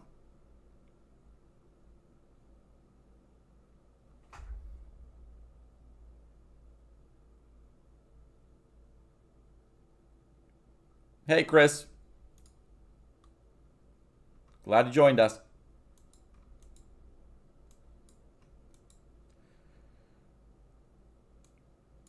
Is Fung, do you see anything that I don't see here?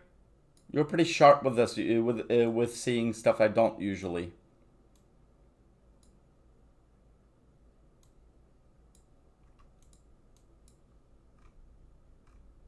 I don't know if he's still in the live stream, by the way. He usually he sometimes leaves, actually, if it's too long.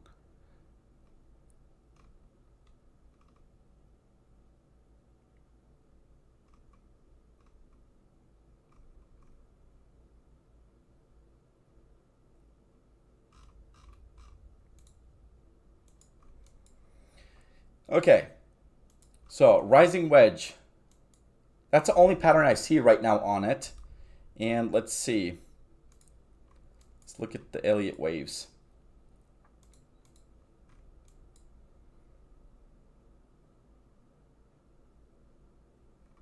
Barely pull back in. Like, this is crazy.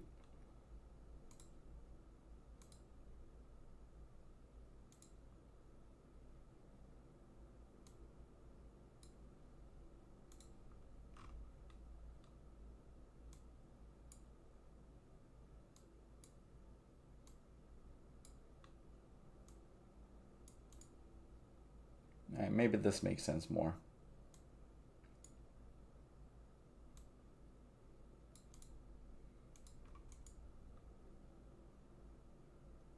Yeah, this makes a lot more sense.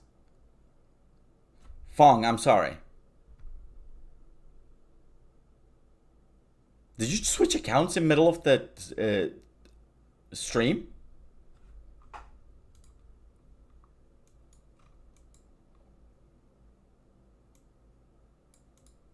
Yeah, I don't blame you for sleepy. It's been this live stream, even though I said at the beginning that I didn't want to go for 4 hours again like last time, is ending up being 4 hours almost now. So I might not be able to cover some of the new requests that you guys made during the live session. So I might be able to cover only the ones that I set out at the beginning of the video when I put in the description. Okay. But okay, so this makes a lot more sense this way on the 12-hour leave when we do expand it. Even though there's only a couple of touches here, even though I consider this as the one move instead of multiple. Let's see. Same play as AMD on this, and same thing as we covered last week on Netflix. These are all COVID stocks, so they've all gone parabolic, so they have similar charts, similar moves.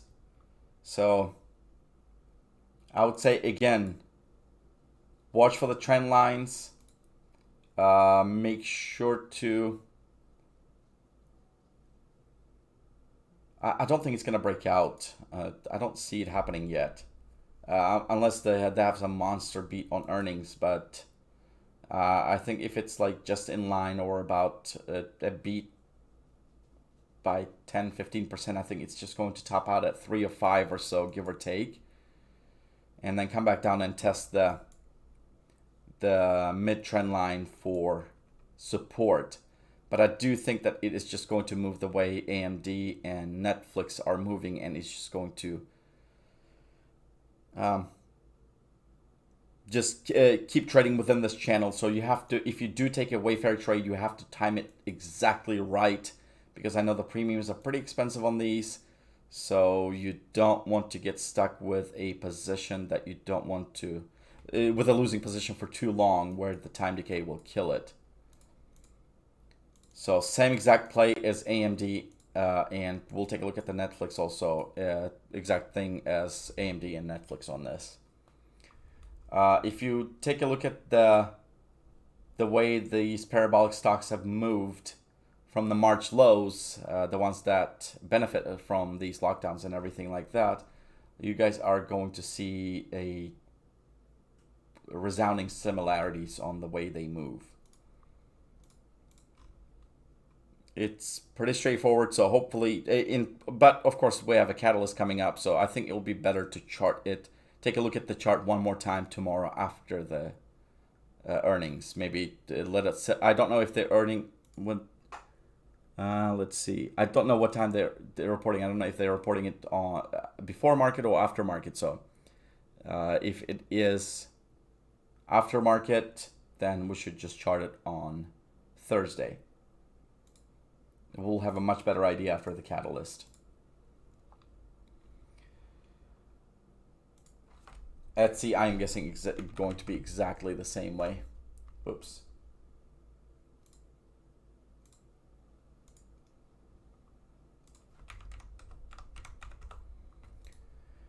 Yep.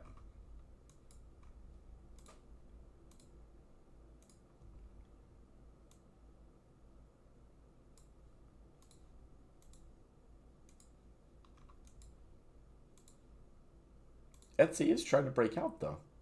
Looks like it.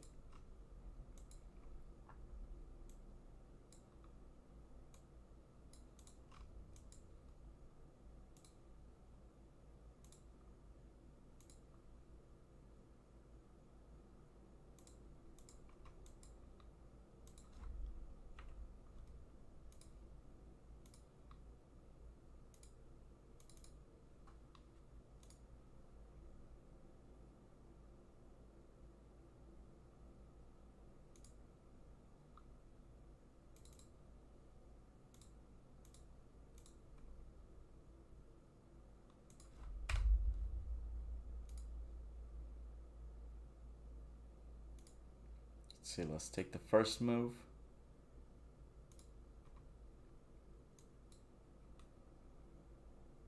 That makes sense too. All right, Etsy might be breaking out actually.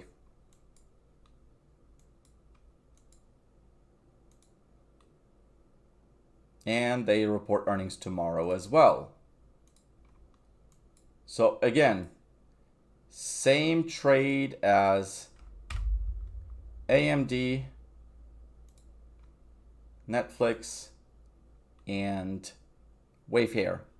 And I think we had a couple other ones that we looked at today that were very, very similar to this. I think it was Square also. I don't know. No, I don't think it was Square, but it was one of the other ones. So again, same exact trade with that. I do think that it's just going to keep trading between these trend lines and moving up, barring any sort of bad catalyst like bad earnings or downgrades or anything like that. Even the downgrades, I think it's just going to come back down to these levels. From the last time I remember, after their earnings and everything like that, after the last earnings, CEO was on Jim Cramer actually, and they talked about the masks and everything else. And I remember they were talking about how much their business has picked up, and it was incredible, the numbers. I don't keep Etsy on my regular watch list just because I can't relate to the stock, just like Wayfair or anything like that. So when I watched the interview, it was pretty impressive. It was on my watch list for a day, but I ended up not trading it or anything like that. So keep an eye on tomorrow's earnings. If they are good, it might break out briefly, but I do think that it is going to come back. I will show you guys the Netflix chart in a minute. We have Disney and Netflix left, and S&P 500. Okay, so Wayfair is before market open, and the other one is after market close. Okay, so yeah, I do think that they are going to both beat, but I don't know what the expectations are, if the expectations are too high or if it has run up. Just like, for example, you guys get, I don't know who it was, but Chegg. Everybody anticipated that it was going to be a beat and that it was going to be a massive forward guidance raise, which they did raise their forward guidance, for the year and for the quarter.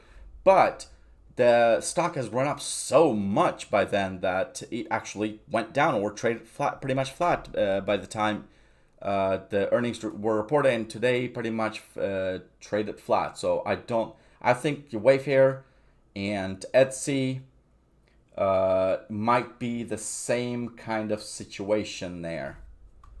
So I would be careful trading that. So maybe don't trade the earnings.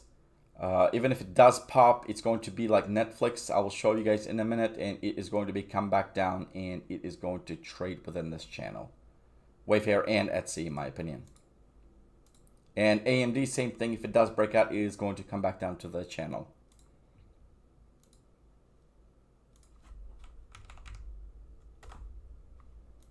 Disney.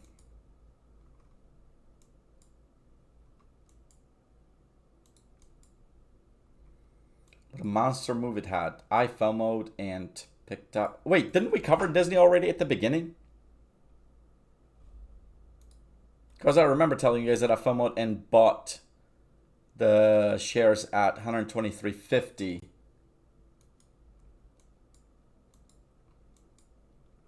I can't remember. We've covered about a dozen stock at least today, so I'm not 100% sure at this point if I did cover Disney or not.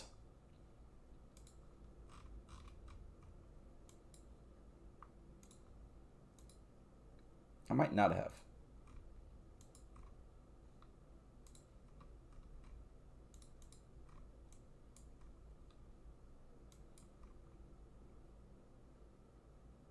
Okay, I did this. Wait, I did or I didn't? All right, we'll do it one more time, even if I did it, because I see a pattern here.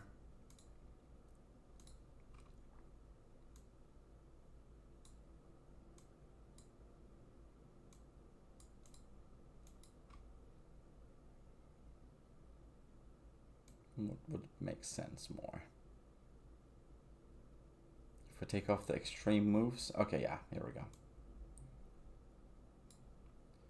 Regardless of where the trend lines end up at the bottom, it is a falling wedge breakout.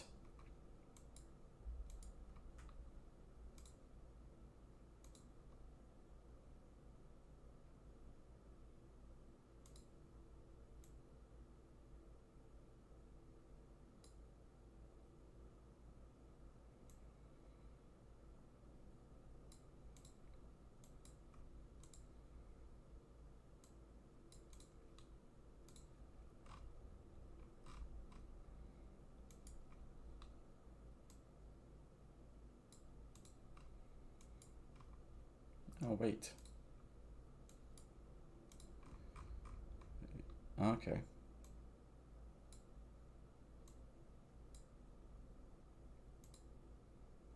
Might be a symmetrical triangle, actually.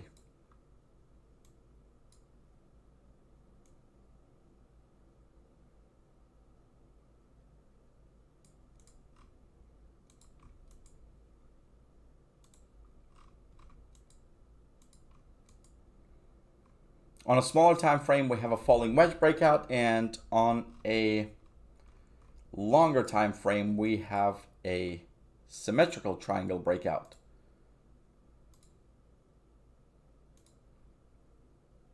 Oh, I think that's too extreme, maybe.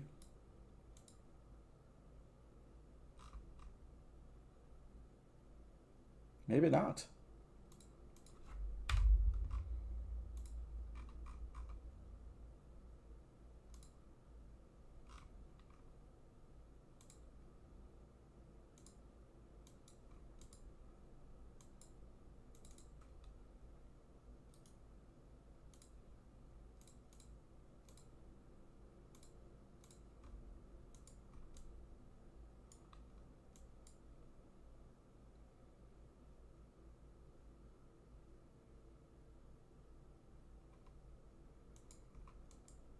Okay. So regardless of what time frame we look at it, right now we're looking at the daily, and if we did not have the pattern breakout, we still have a breakout above the moving averages that it dipped below off. Of course, it is much higher now. But we also have a bounce from the 0.5. If we take the all-time high, I'm guessing here, before the March crash, we have a 50% mark that is holding steady. And it did bounce from there. Of course, it was pushed by the earnings, but let's see. Yeah, the oscillators are turning up. It was like a well-timed earnings, and the oscillators are turning bullish on all three. The moving averages as well turning bullish. Is if you guys can see here, if we keep zooming in, even on the daily, that the 7 EMA is about to cross over the 20 EMA, and they're both rounding up. So from a technical standpoint, if there was no earnings and if there was no any kind of bad news or anything like that, I think if it was a regular time pre-pandemic, I think that from a technical standpoint, Disney would have moved up higher from here regardless, earnings or no earnings. But that now that we have the catalyst that pushed it up aggressively after the after it was announced today,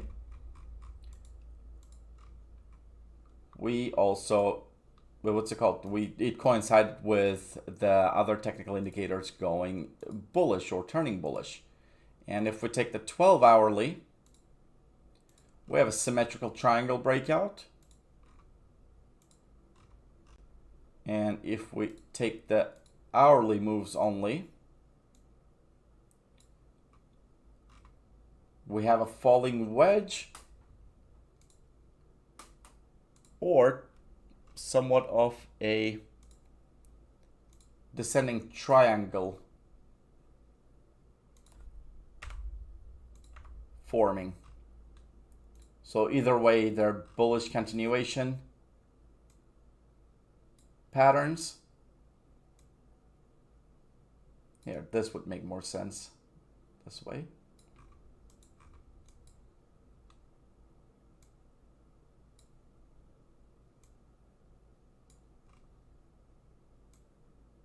So either way, from a technical perspective, from the earnings catalyst and the fundamental being the fundamental, we have a breakout on so many different levels. We have a bounce from the 0.5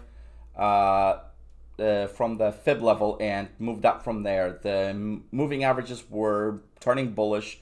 We got the oscillators turning bullish.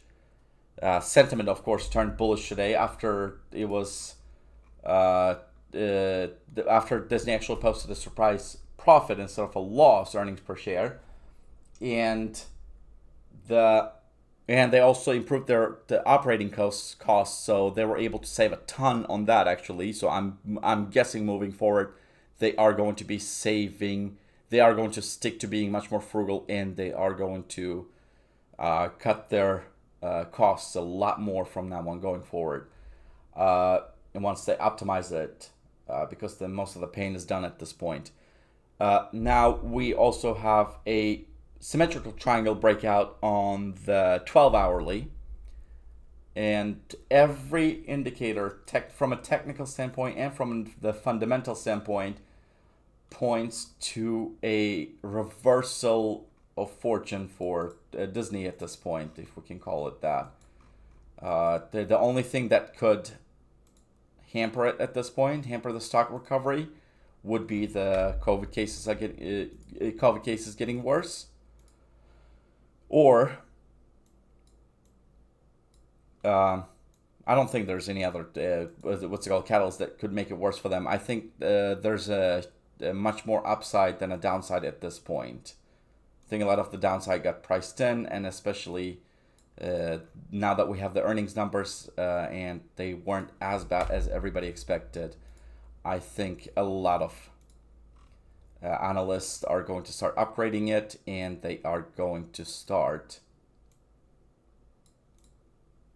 and a lot of the investors are going to start increasing their position on Disney, because this stock is not, or the company itself is not going to go away anytime soon. And the fact that their Disney Plus subscription went up massively, and I could see them reaching 100 million subscribers by Q2 of the 2021, if not even sooner. So we'll see. We have the same kind of recovery here. When you channel everything, pretty much, you can channel every move of the stock, but as long as it makes sense, of course, which it does here. So I would say the first true resistance that we are going to get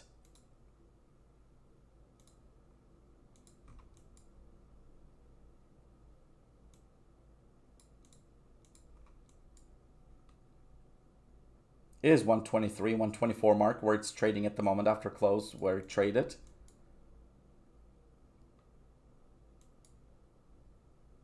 But I think even if it does continue its run up, I think it is going to top out at 127 to 128 mark, which coincides with the Disney Plus announcement. Or no, that wasn't it.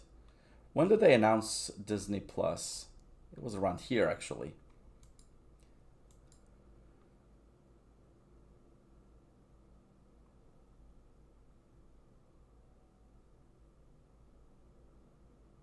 So the top was 150 there.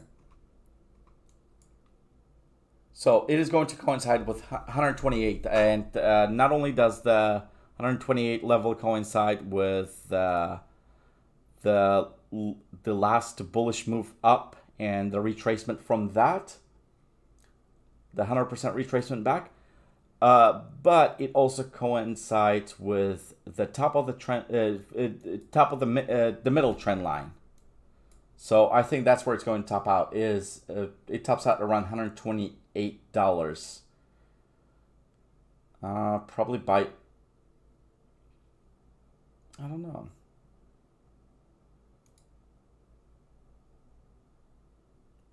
This week, by the end of this week, I think I think it has room to grow if it can break 124 to go up all the way to 128. If it does break the 125, 70, 75 mark, and you want to scalp, I will open a quick day trade position to $128 strike price or $130 strike price, and ride that last leg of the spike and get out of that trade and scalp it. And I think it's just going to continue on from there. But every indicator on a technical perspective tells me that it has room to grow.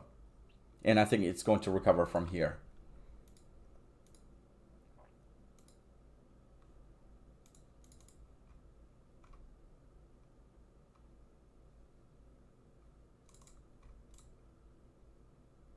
All right, Netflix.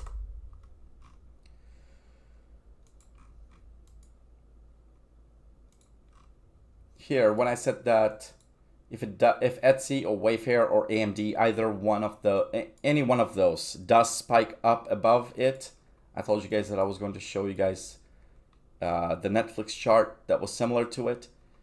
Look, every spike up, every time it spikes above this trend line, there's one, two, came back to test and never holds. Every time it comes back to fall within the channel and continues up from there. So I think Etsy, Wayfair, AMD, and maybe a couple other COVID stocks that went parabolic since the March lows are going to behave in a similar level. Same thing, maybe even Disney, and once the Boeing starts actually breaking out, maybe even those. I think they're all going to recover in the same fashion, but all the stocks that went parabolic so far, I'm not, what's it called? The Wayfair, Etsy, and all of those are all growth stocks. So most of the growth stocks, I'm guessing the ones that were not much affected much by the pandemic in general, by the March, and have recovered from the March lows, are going to trade at a similar way. So I'm guessing if we chart the QQQ, the Nasdaq, it is going to be exactly the same way, because all of these are growth stocks and all of these are almost tech stocks. So all of them are going to be exactly the same way charting. So Netflix, yesterday we took a YOLO call. That was a quick call, a quick trade that we did that paid off really, really well. And I told you guys that it was going to pull back, which it did at the end of the day. I'm glad. I'm sure that DB is happy he was still able to get out of this trade from yesterday on Netflix at a profit. But let's take a look at the smaller chart frame, small time frame. So, all right. So if we take the smaller time frame and we take these fib levels, yesterday we topped out. That's on this bigger time frame. Oops.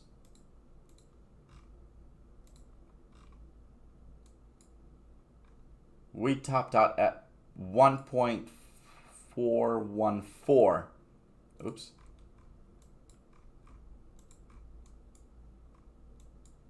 We closed right below it yesterday. So the main reason I took the Netflix trade again this morning, I don't think I alerted you guys on that one, if I'm mistaken. I need to check. But I did take a $550 strike, expiring, I think, was it September? I don't know. Let me check real quick.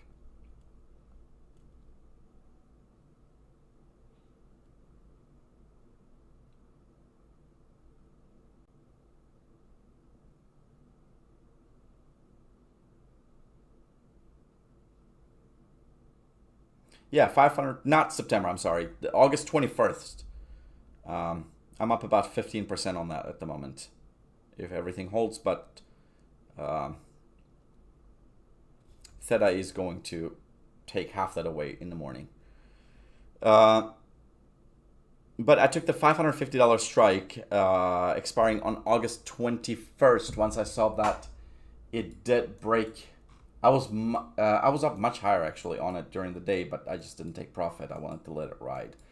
Once I saw that it did break above the 505.20 mark, the 1.414 level.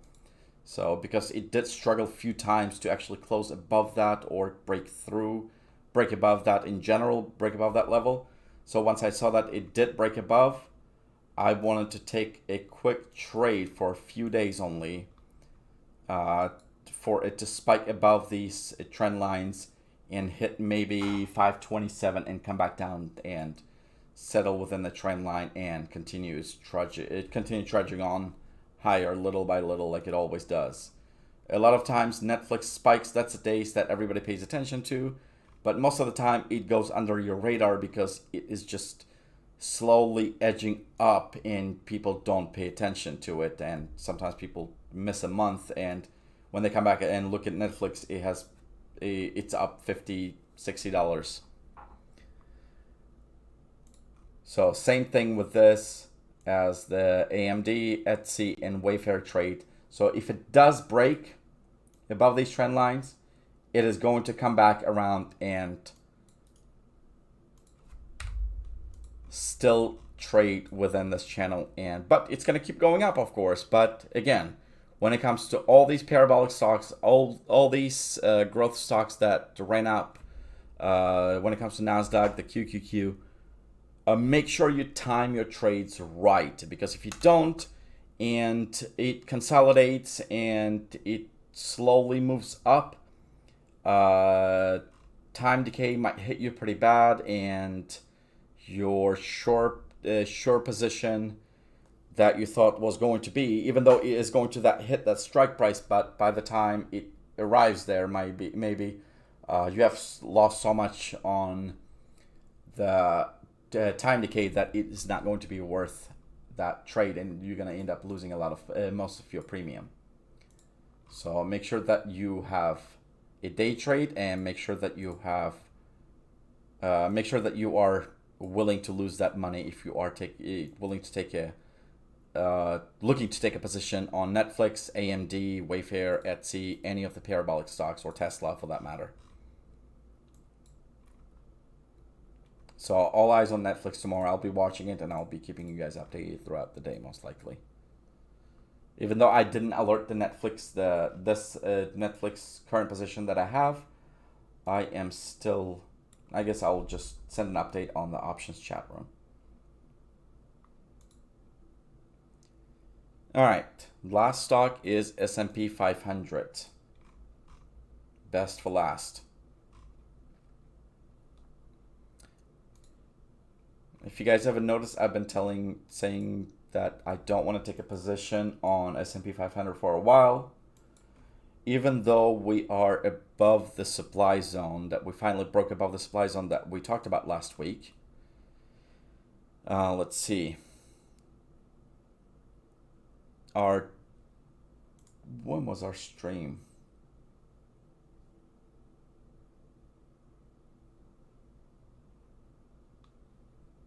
It was 24th or something like that. I think it was at the beginning of the week last week. It was last Monday. So yeah,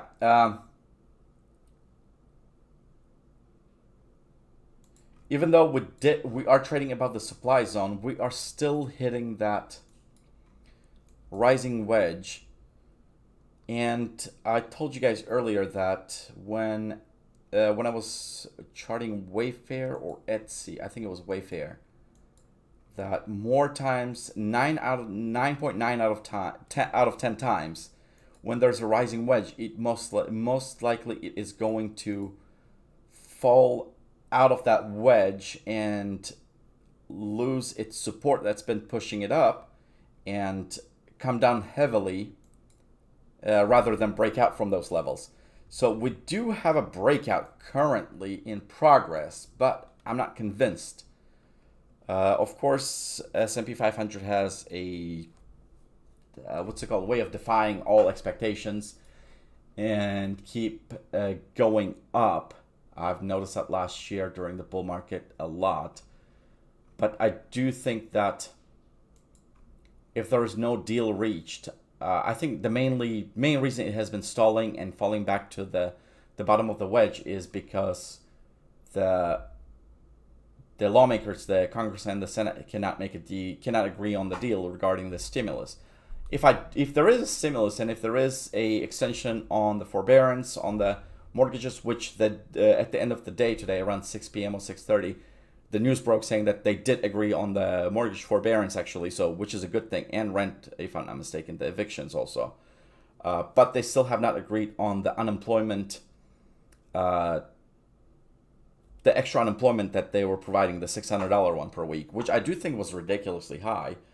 But I do think that if they can come to an agreement where they do provide 80 to 90% of the salary that the unemployed people, the currently unemployed people were receiving when they were employed, I think that's a great deal for everybody involved. And I do think that S&P 500 will break out and will end up testing and breaking above the February highs that we have at 3,400, 3,402 or something like that. So all eyes on the Senate and the Congress. So it is not tradable. I would stay away from the S&P 500. I would, for example, the mega stocks like the Microsoft and Apple have great catalysts that are pushing them up. But anything, any bad news it's going to pull down the whole market, along with it, all the mega caps and the growth stocks, even if they're not listed on the S&P 500, because even though NASDAQ has been going green even when the S&P 500 is deep in the red, I do think that if the stimulus agreement is not done by the end of the week, I think we're going to have a heavy either Monday or Friday sell-off, but I think it's going to get done. But if they say, okay, yeah, we have one or two things to hash out at this point, for example, more funding for the USPS, or maybe maybe the Democrats don't want to provide funding for the new FBI building, or the renovation of the FBI building, or the White House, the West Wing. Maybe it's like some kind of small issue that they have that they can't agree on by Friday, then I think it is going to be fine. But if let's say they still say that, okay, we're far apart when it comes to the unemployment benefits, then I will expect a big sell-off on Friday or Monday if there's no deal made over the weekend, or if the lawmakers actually went home again for the weekend and did not work through their issues. So for now, I would stay out of the S&P 500. Tomorrow we have some economic news coming up. So take a look at that and see what kind of data is coming out, and make sure to follow through. I think by 8 a.m., I think we are going to get most of the data out. 8 a.m. Central Time, that is. So hopefully this session was helpful. It was, again, another record session. This time last time we're at right under 4 hours. We're at 4 hours and 11 minutes this time.